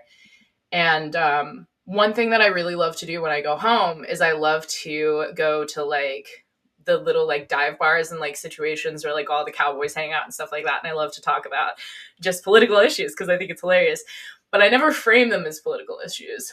So like, it's always just like, man, like, so-and-so's kid fell off the roof and they broke his leg and like all this stuff. And it's going to cost them like, a literal arm and a leg to do all this. And they're like, yeah, that's fucked up. And it's like, yeah, man, like I wish that like, honestly, I feel like the government's only job and only responsibility should be to take care of its people. And they have all of this money. And I just don't understand like why some of that's not like redirected to being able to like, pay for healthcare if Jimmy falls off the roof. And they're like, yeah, exactly. And I'm just like, oh my God, you're so close. You're so close. You're right there. Yeah, we made that joke a long time ago about like QAnon is like 99% of the way to like class consciousness. Like as weird as that seems, they understand there's like this secret cabal, and they understand the world is like controlled by like an oligarchy, and they understand that things are like not good. And then it's the Jews, and you're like, damn it. Yeah, and then it's the Jews. Like, that's literally what it is. It's like, God damn it, you were almost there. And it's like, yeah, that's so much more sense. It's like literally capitalism logically. Yeah. And then they're like, lizard people. The Every- aliens are everything coming you and they're said is kicking over. correct. However, It's the just drones over New people. Jersey. They're Yeah. coming. Yeah, no. So Well, that's- and that's yeah. I was just saying, so like This that's is- why we've had that conversation before too. Of like, it's easy. Like, I think it's easier to have those conversations with the cowboys and with those types of people that are like kind of on the right, because like, for what it's worth, especially like lower income people on the right, like they're there 90% of the way. Like they understand all the problems, and then it's just they're just less refined, or they're less developed as to like the actual like We just don't have material education. reasons for that. Yeah, they just don't have the education Well, or and whatever it is to to be lead them to there. be to be fair, I don't want to start calling people like dumb or Right, No, yeah. no, no, to- no, like, not well, at all. I mean ignorant, political yes, ignorant, education, yes, like because- political yes, education. yes. Political education, not And I like don't mean ignorant like as a bad thing. I just mean haven't heard the perspectives of others to like help them go along that way. Yeah, And- for sure. Yeah, no, I know that you didn't mean that. I just there's going to be somebody listening to this who's like, well, they're calling poor They're cowboys calling- dumb. No. Republican dumb. No, Like, I'm a no. poor cowboy. I'm a poor cowboy. Like, listen, like, here's what I'm talking about. But that's I'm the a thing poor is, like, cowboy. especially in the Midwest, Sounds like you a have, country song.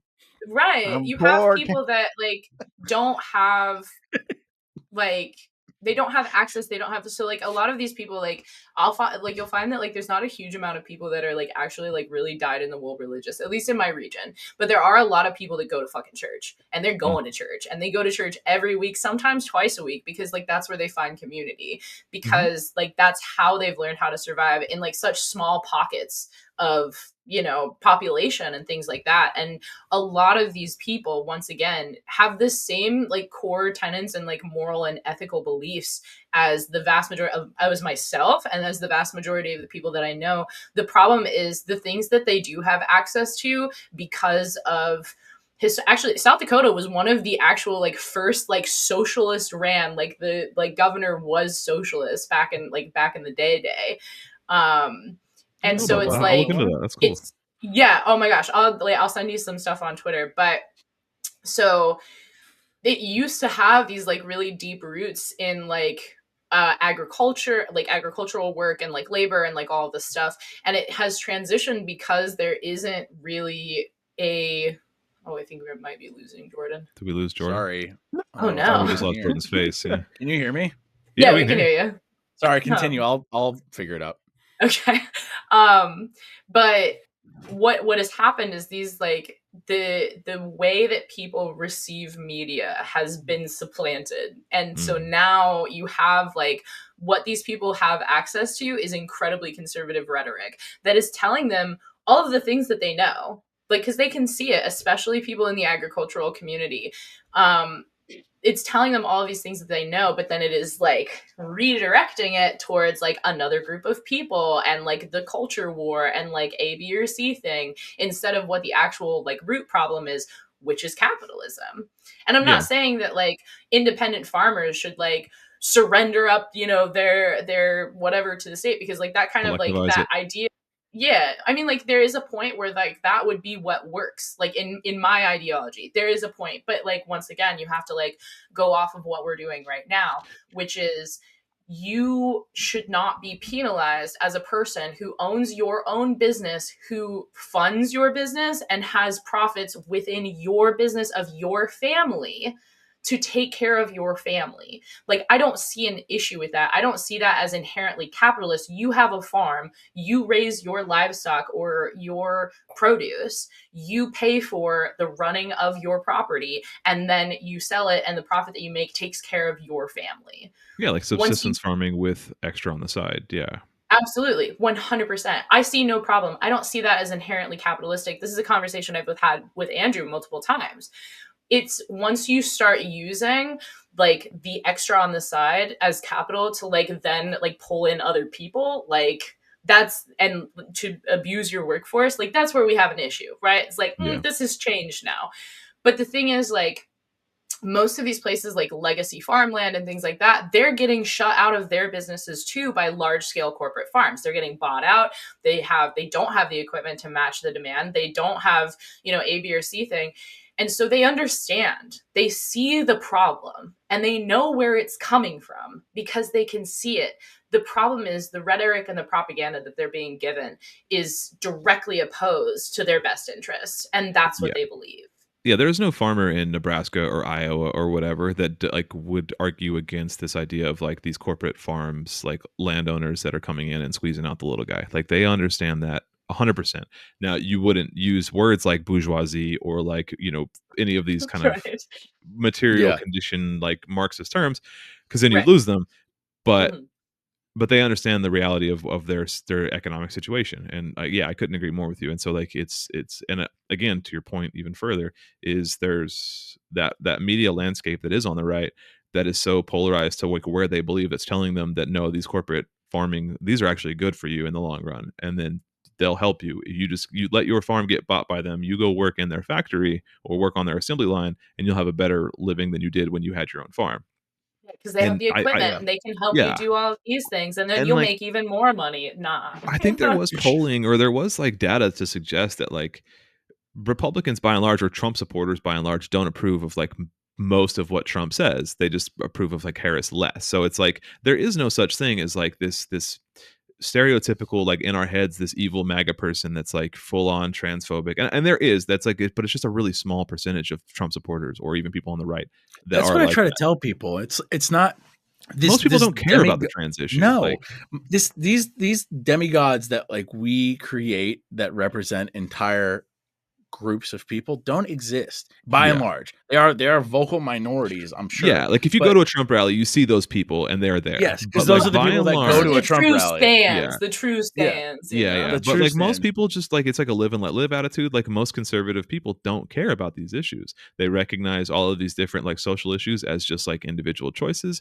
I've had this I used to sell guns and like on the ATF form they added the option for non-binary like some years ago, and so it's on there now. So on the official form 4, when you go to buy a gun, in at least in the Cabela's in Western Phoenix in Arizona, it was male, female, and non-binary. And like the amount of comments every day, every fucking hour, I would sell a gun, and it would be the same comment of like, or like the same transphobic comment that the people would make when they filled it out every time. So I was able to have a conversation with these people repeatedly, and I would use their own like terminology and like nomenclature against them. I would take a very like libertarian stance where I'm not like a libertarian guy, but I would take that like idea of like, well, what business is of mine what they do in their bedroom, right? Like if somebody wants to like cover themselves in peanut butter and just like roll around on their floor all night, like who am I to say they Oh can't? yeah, brother. If somebody Who wants to fucking like told you about that?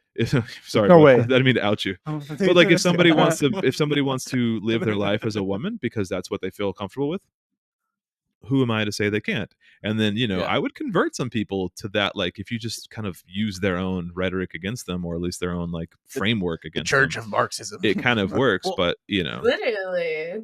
No, this is it's why you need the changing argument. hearts and minds. Yeah, and this is why you see the argument of kids come up so often, and it's the same thing that happened in the '90s with metal music and the goth D&D scene. in the It's the same '70s, thing. yeah, it's Yeah, a constant thing. Sitting because in the satanic at panic. yeah, exactly. Because at face value, the argument against letting somebody do what they want to do is not enough to convince people to vote against it. You need something. You need a like an untouchable thing, which is a child, the most innocent thing that anybody could think of. The majority of people can relate because the majority of people have kids or know one that they care about. Everyone And knows a child. yeah, Or everyone knows a was kid. one at one Or time. was one. Right. Most people. There's Most only people. one thing worse I than a was child. born with this full beard. I don't know. I was Okay. kind of born as an old man. But, Yeah, I came but out that's- and I was like, let me pay my taxes. but that's why you see that used so strongly as a way to galvanize people to vote against something, because as soon as you bring that out, that is the trump card. As soon as somebody says, well, the kids, and granted, there is reason to use the kids as an excuse for certain things, but by and large, most of those things are blown completely out of proportion. Oh God. is that us or you? Oh no, that's Tali on Discord. I didn't know why my I thought I muted okay. my computer. I was talking But- shit. No, I was just saying that. Yeah, I just yeah. saw a thing. I'm sorry. No, It's it's iro- fine. It's fine.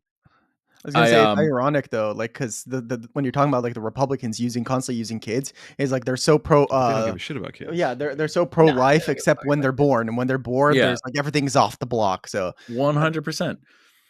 Well, so full circle here.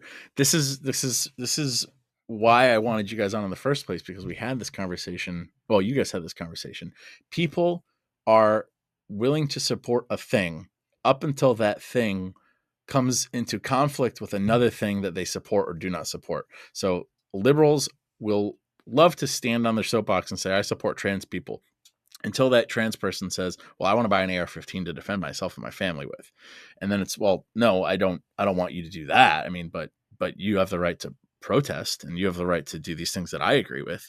And it's the same thing for conservatives. Yeah, no, pro-life up until the point where that child needs something that they don't have, and that they aren't able to afford because their parents aren't able to afford it. And it's they're two conflicting beliefs, and people in general do not have the ability to parse those conflicts.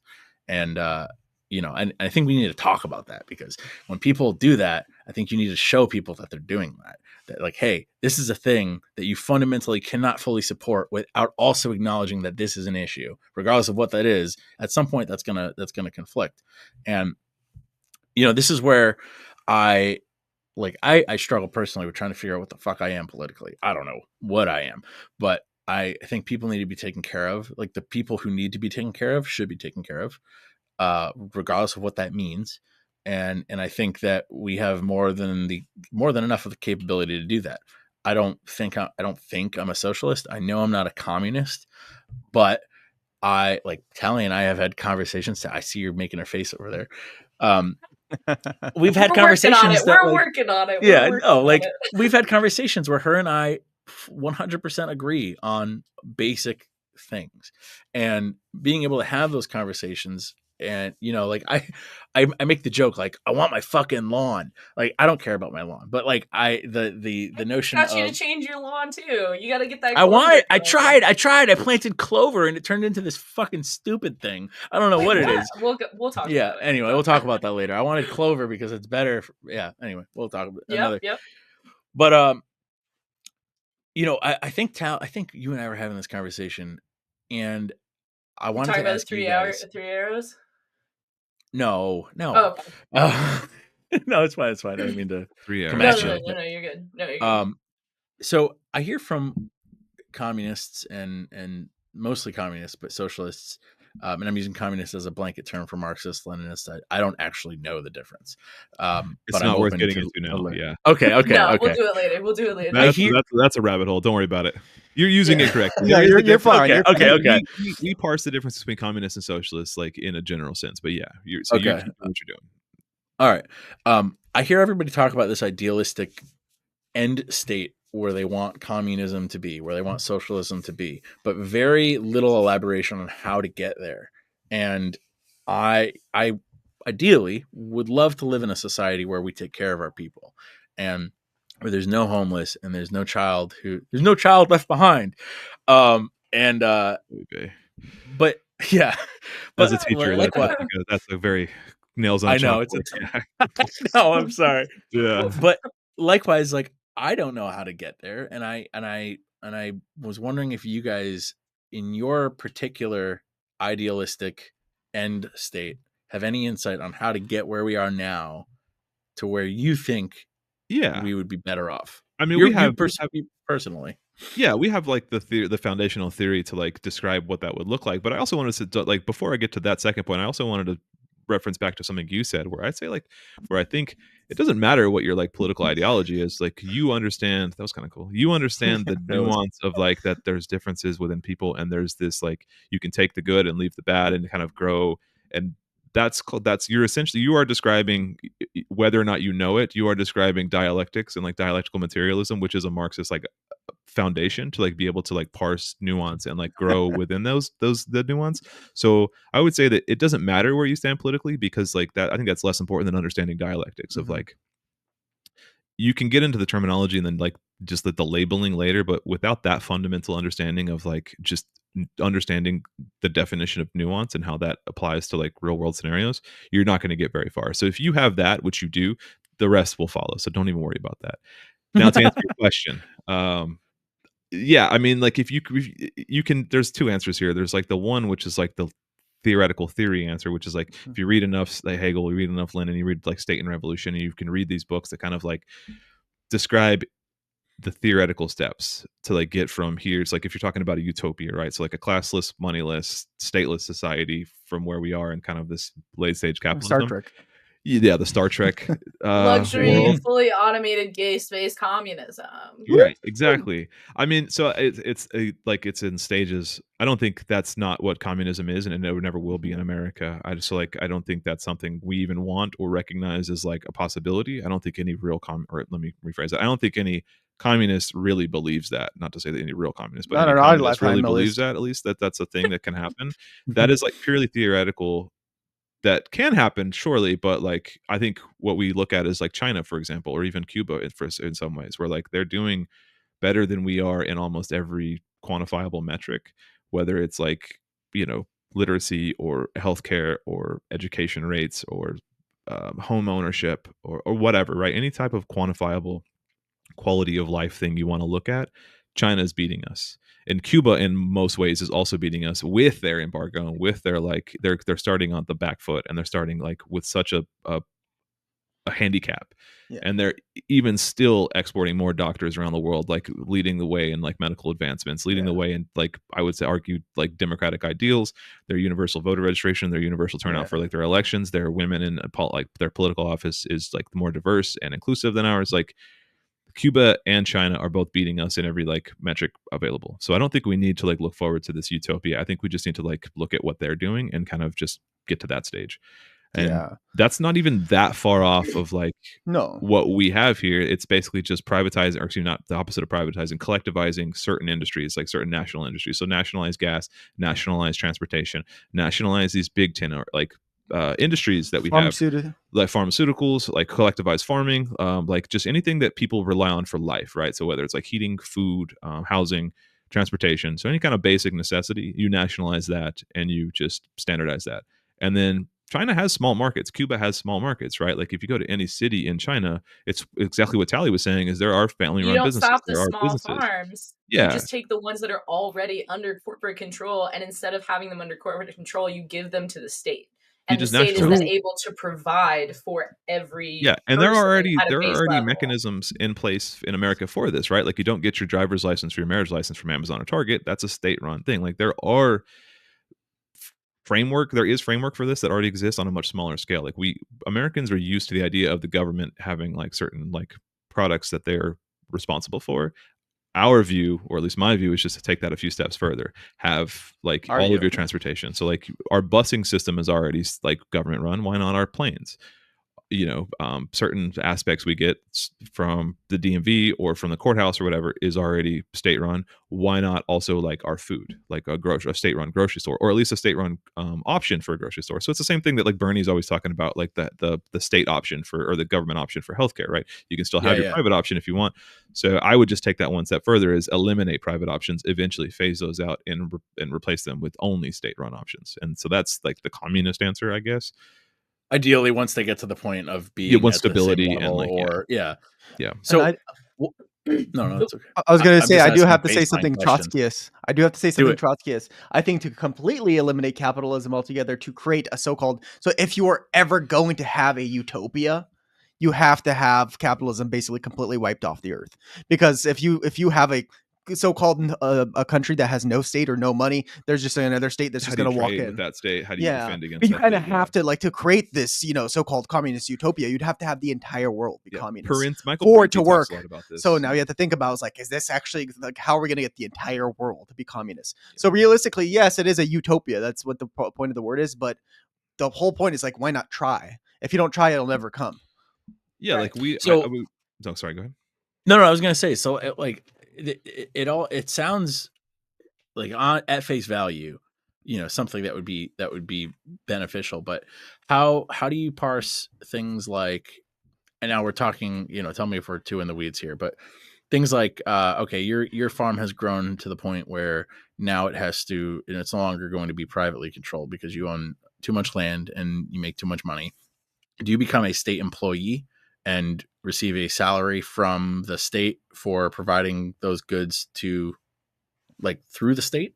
or Well, so I do, would back it up one step is to say, like, how would you acquire that much land in the first place? Like that's kind of where, like, that's the difference between like private property and personal property, right? And that's kind of like this misconception yeah, within yeah, Marxism is like nothing you own, the government owns your car or whatever. And it's like, well, no, that's personal property, Toothbrush. not private property. Those are different. yeah. And so the toothbrush like Yeah, metaphor is Yeah. one pretty communist common. toothbrush. Private Yeah, the property one. is based upon capital. Yeah, it's right? if it generates capital. So I would argue that, like, well, how did that person, this hypothetical family, acquire that much land in the first place? Did they need that much land? And were there people that could have used that land that didn't have land? So like you would never get to that point in theory of But what happens? Like, no, I don't mean to cut you off. Like no, no, this, please. this. I think it's like the initial jump that would worry me the most. Is like, okay, so where's the bar? Where do you set the bar? And for the people close to the bar or just over the bar, or even people like I think of like a Christmas tree farm. I think of a Christmas tree farm that owns like a ton of land and just sells Christmas trees during the season. What happens to that family? Do they become a state-run Christmas tree farm, and that family is given salaried jobs like No. immediately after the I would say not declaration of? necessarily. I would say like that could easily just be transferred to like their business model, whatever it was prior to this, our communist takeover, our hypothetical communist takeover. Is it just transitions to like a co-op run like option, like where because like the root definition in like very simple terms of like this Marxist ideology is that it's collective ownership of like the means of production, right? So like Mhm. your employees at this Christmas tree farm are as invested in as like as Shareholder. shareholders or equal parts Yeah. owners as whoever Yeah, the yeah. original owner was, right? So like there's nothing inherently wrong with say a large Christmas tree company, that like a Christmas tree farm company, so long as like the actual like conditions of the workers as well as the ownership of that farm is either collectivized or at least cooperatively ran. And like there are examples of that today. Like Yeah. there's a grocery store in Tucson that's called the Co-op, and there's also like REI is Oh yeah, sort of there's yeah. I read There's plenty of Emma, so that. I went and got the Palestinian soda today. They're all completely. I mean, Yeah. it's also named after him, but yeah. So I mean, but obviously you're right. Like to your question of like brass tacks, like is it a square acreage type thing? Like, well, that would just have to be decided, right? You would have to do a survey of all family farms in the country. Take like you'd have to do some like actual like A lot of maths. a lot of It's math, a lot government of work. surveys, a lot of like that's just bureaucracy and like government work, right? And It's that like, creates Yeah, yeah. jobs. and at some point, well, yeah, that's like the FDR model, right? Of just Well, like that. yeah. So here's like that's like another thing I was going to bring up. Like the New Deal objectively saved us from the Depression getting worse. So are there ways to federalize certain jobs now in a way that we could improve the economy, pull people up out of poverty without going full communist or full socialist? 100%. And that It would could- Healthcare. that would Healthcare. not even just healthcare, but like you could Like- just do like beautification projects, which is like what Roosevelt did. Like it's not an often talked about thing. It's not very glamorous, but he put like Yeah, yeah. thousands of people back to work by just going around national parks and picking up trash. You can just do that again today. Like our cities are disgusting, like because of pollution, because of like single use plastics, because of fast food bags, and like for a lot of different reasons, there's trash everywhere. Like you could just create a new parks department, or just like within a parks department, either federally or statewide, and then just like put people back to work just going around picking up trash in national parks, scrubbing graffiti off of like cliffs and There's a whatever. lot of things. There's you just can so do, many man. things you could I do think- to just get But people back even to work. just Yeah. citywide, like Well, I think of, like, how expand much city money- public parks. Well, yeah, I was speaking of like public stuff, but I was speaking of public stuff, this communism thing. How about it? Oh, But like, I think of things like how much money we're sending to Israel for one, but to how much money we spend on things that we don't need to spend on, like our military spending, yeah. and how much our country would benefit from something like a well developed high speed rail High speed system. rail. Oh, Yeah. We yammer about that constantly. We look at China's like rail system and how effective and like efficient it is, and like Their that could easily expanse be for done like the next 10 years too is just their Yeah. plans are insane. Like well, that's We're so purely far behind. And capitalism. we're connected to Canada and South America by Yeah. like you gotta go through Panama and whatnot. But like I mean, Technically, the the Caribbean gap is opportunities not for that big. cooperation are endless with Yeah. something like that. And yeah, I take a train pretty yeah. often. I go to Portland, Oregon, like on our train. Like I just hop on the Amtrak downtown Seattle to downtown Portland. It's a 3-hour train ride. It's a 3-hour drive, so it's the same drive time and train time. It's like $30 for a It's the ticket. same And to I'm just like, DC if here. I could just yeah, if I could just do this to Chicago, if I could do this to like Phoenix or Tucson, to my hometown, like how sick would that be? Like how much, like I love the train, except it's slow. It's, you know, it's, if you want to take it to Chicago, if you want to take it to Phoenix, it's How 36 much hours. do you love Possibly even trains, working like Portland from Tyler? Seattle. It's an hour train. Yeah. Can you imagine Yeah. that? Yeah. But I mean, we learned recently Is the Heart did a presentation for us. Not that last year at the space at UW, University of Washington, on like the Seattle Soviet ties to Washington, and it was just this really cool presentation that she gave, and like it talked about the city of Seattle used to have like an incredibly involved network of trolleys and trains that took you all over the city, and it was like that was the just this, and this is not untrue of a lot of larger cities too, but as Baltimore, same way.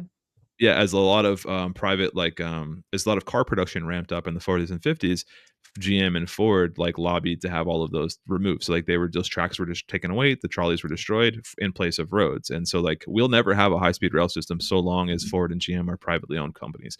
If you were to nationalize those, then we could have a rail system.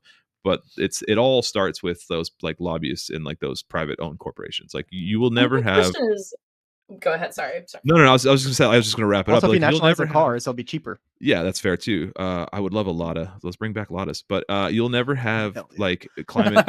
Dude, I or, fuck like, with a lot of so hard, dude. like you're Just never don't gonna crash have with a any of these Lada. things You go that we 45. want Right. without nationalization. I think that's kind of the first step. And like we have, again, not to be too history teacher, but I'm a history teacher. Like we have historical evidence of this. When Nasser nationalized the oil industry in Egypt, like he just had gained so much power from the British immediately, and it's just like there is historical Because anecdotal what are they evidence gonna for all of it. do? Yeah, Because what are they like, gonna do? And that's Invade. like my Literally. like that was like what I wanted to say was just like so many times like you watch these industries, these like capitalist industries, these like large scale corporations and conglomerates like immediately kowtow to like government regulation. They would have to. They Mhm. just would. What are they going to do? Because I don't But think that they're gonna like take up arms and be like, no, we're not giving you GMC. Like that's not what's going to happen. It's gonna become federally regulated. There's gonna be things that are implemented. They're not gonna be fighting back. These are people that have already made their millions. But this So is it's where like- a lot of the culture war stuff comes from, because Yeah. you've got people who believe, like people with guns and who are willing to fight against communism. The but if perception of you go to communism. Ford, like, okay, so now you also have like UAW. So you have like the Auto Yeah. Workers Union already. So it's like you take over hypothetical car company. Hypothetical car company is in charge of the vast majority of the cars in the country. Hypothetical car company has, I'll keep it simple because I'm bad at math, 100 employees at a baseline level. And then 50 in middle management, and then like 10 in upper management, like for the company, right? You tell those 10 people, we're taking your company that makes the majority of the cars, right? And we're taking your company, we're going to put government regulation on it. This is now going to be like a state sponsored or state operated operation, right? And then obviously like you have all those like 100 people on the base level that are just like, I don't know about that. But the thing is, like, when you walked up to a person and you say, you're going to make more money, you're going to get more benefits, you're going to do more of these things are going to be safer, things are going to be more affordable for you, and things will be more equitable for you, are they picking up their guns? Without saying anything to them about policy, about whatever, if you say, we're taking your boss, who you probably already hate, out of the picture, and we're going to pay you more to work what happens less with the in bosses? a safer condition. Don't worry about that. Yeah, get a job. We'll Like take care they of have it. to work. Don't worry about that. Don't worry about it. They'll have to get a job. They'll have to get a job. No. I mean, if it's a needed operation, if it's a needed, so here, in my opinion, in like a modern, don't worry about it. Don't worry. Well, this is That's a something we special talked about tool before. we need for later. No, but like, so this is my. But that's what I'm saying. They get reprioritized. What did If That Mao? sounds like isn't that needed- they turn into No. Soylent Green. No. If their job, it's the same thing as fucking anything Soylent that a Green company is does people. now. It's the same thing that a company does now. If their job isn't needed, it gets reprioritized, and they can go find Yeah. another fucking They get laid job. off. Yeah. You know what But Mao if- did to but the if- emperor? But if What you did get Mao an do to the executive emperor? level, what was that? What did Mao do to the emperor when he took over? He basically made him a street sweeper. Yeah, he just gave him a job. Yeah, he just gave him a job. You're a street Just sweeper. give them a job. And So apparently, Get a like, fucking real obviously- job. little evidence that that guy was more happy like doing that, like working for his community. I don't know if that's just like communist propaganda after the fact, which I wouldn't doubt. So- But yeah, it so, sounds I mean, like yeah. it could be. I don't care But if a he's little bit of happy A, or a not. little bit of B. So it's But- just restructuring. It's just Happier restructuring because after the vast re-education. majority of these companies, like we can see, like with Brian Johnson, immediately fucking replaced like that in 2 days. The next day, it was Immediately on replaced Indeed. PR information, all of this stuff. They walked over his fucking still warm body into the shareholder meeting, and the stock price fucking went up. Like that's it. These I wanna pause for a positions second. are not. These. Sorry, what were you saying? No, I'd finish your thought. I just want to pause a second because I see Jordan's point and I want to address like what you're saying, Jordan. I understand what you're I saying. fully understand that I'm in a room of communists right now. No, but no, and I know. No, but what I'm saying Actually, is you're in like the room from a by corporate yourself. structure. No, we are No, in a but room. none of us We're are the communists we're in in- the room with us now. we're in our room.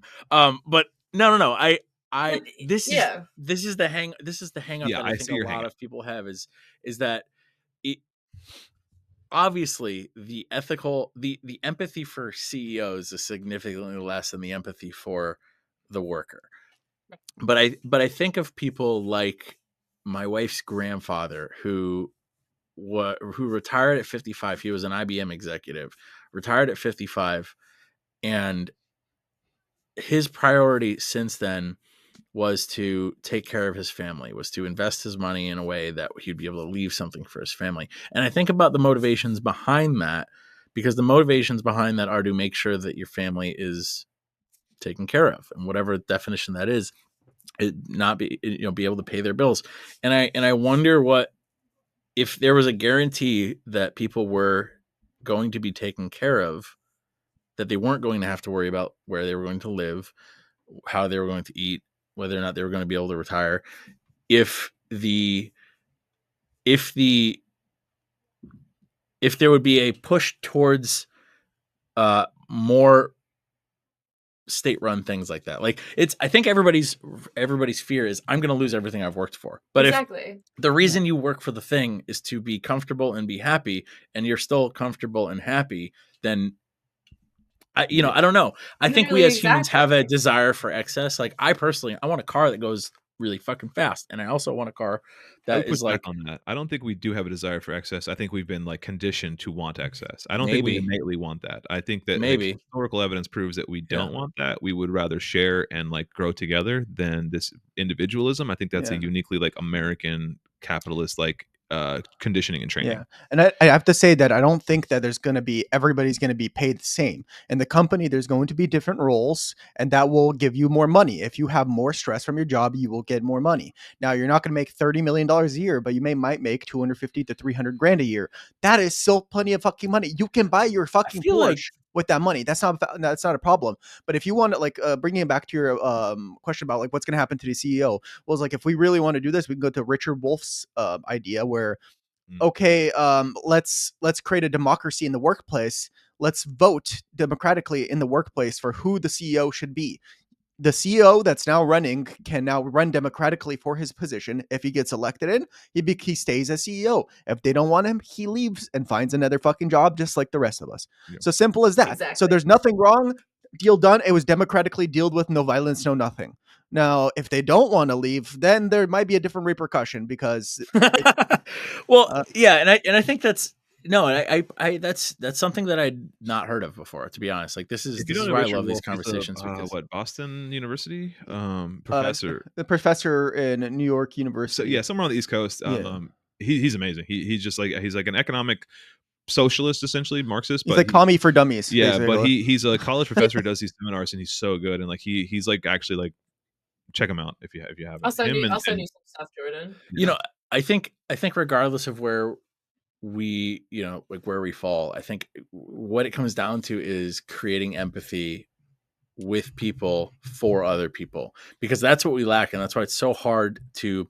It's so easy to say like this person doesn't deserve this because they believe this, or this person is like a bad person because they are in this group, because we've dehumanized and removed empathy to the point where that's possible. And I think really fundamentally the reason conversations like this are so important is because, like we were talking about earlier, I don't agree with you on everything, but I'm willing to listen. And I'm willing to listen because you guys aren't being pricks. and also because we invited you on our podcast. We also invited you on our podcast. So I'm like, hey, whatever. But like, I think we need to somehow break the cycle of reactionary, argumentative conversations with each other with the intention of winning and being the best at the conversation, the debate. Like, not every conversation has to be a debate.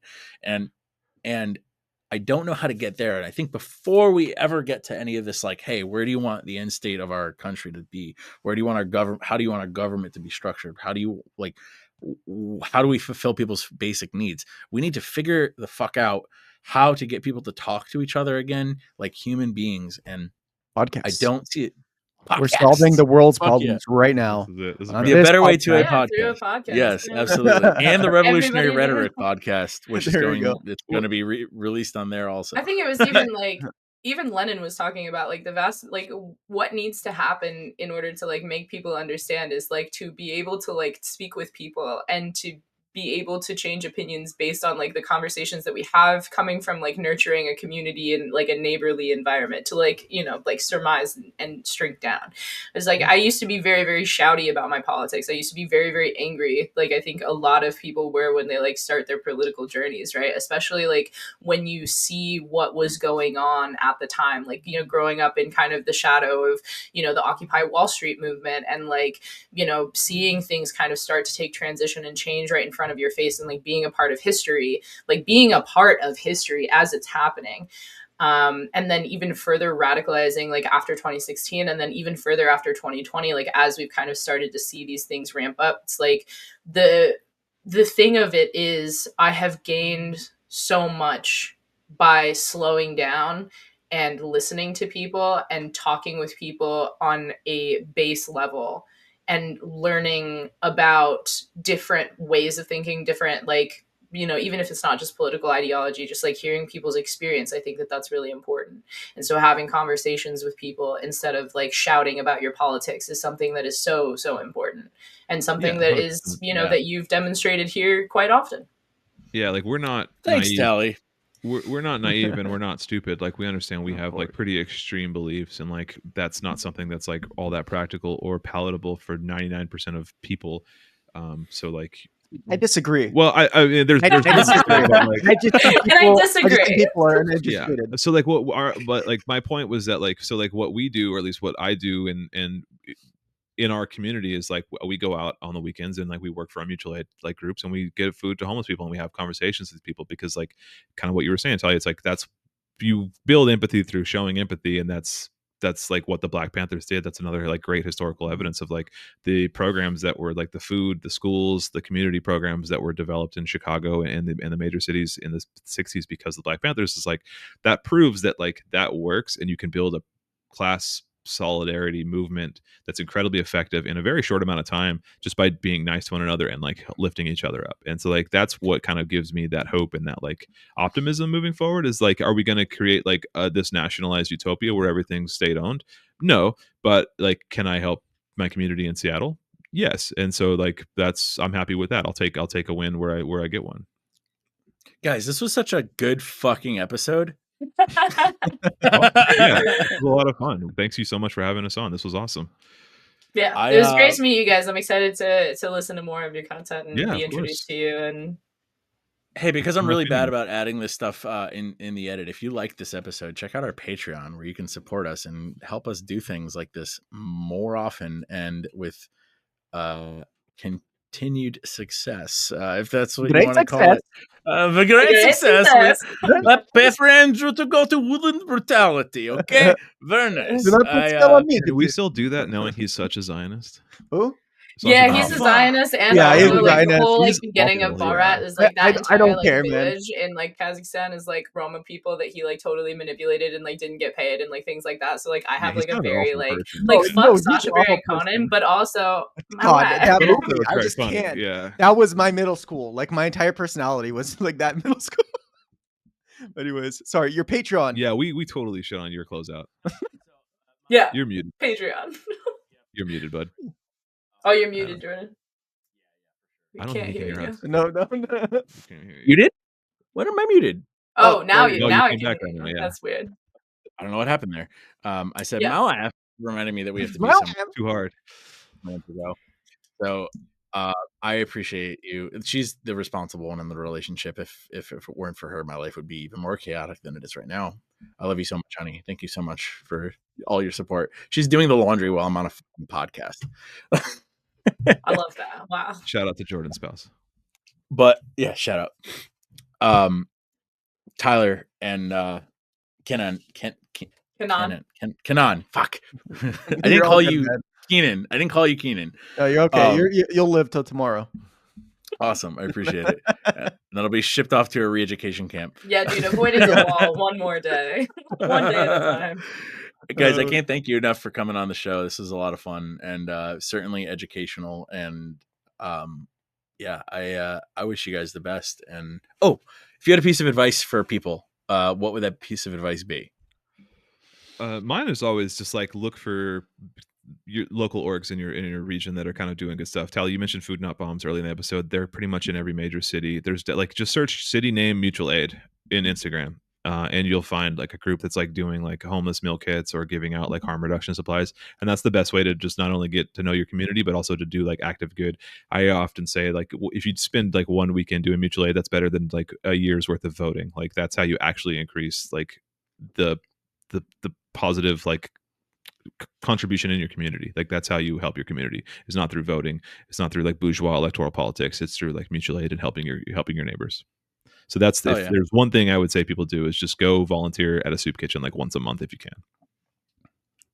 I would say to read theory, become more educated. Don't just guess what something is. It really explores something. If you want to understand socialism, communism, blah blah blah, whatever more, I would recommend reading any of Richard Wolff's books. Michael Prenti. Yeah, there's a lot of things that you can read that will educate you, and then once you are more knowledgeable, then you can actually make decisions of what you believe. Yeah, exactly. Sick. I appreciate that because otherwise I've got to bother you guys for more education, and I'm sure you're very busy. Well, you are very busy because you explained that to me. We always have time to talk about communism. Yeah, My boy. Sick. Literally. I'll be dead asleep at 3 a.m. 2 hours of sleep. Somebody says communism, and I'm like a Manchurian candidate. Just It's like the Shaq what meme. are we Like, talking I sleep, about? I wake. That's awesome. That's Did awesome. somebody say Tito? Tito. Yeah. Awesome. Well, thank you guys so much for coming on. This was sick. Thank you. Yeah, thanks so much, Jordan. Tali, a pleasure. And we gotta end it with that.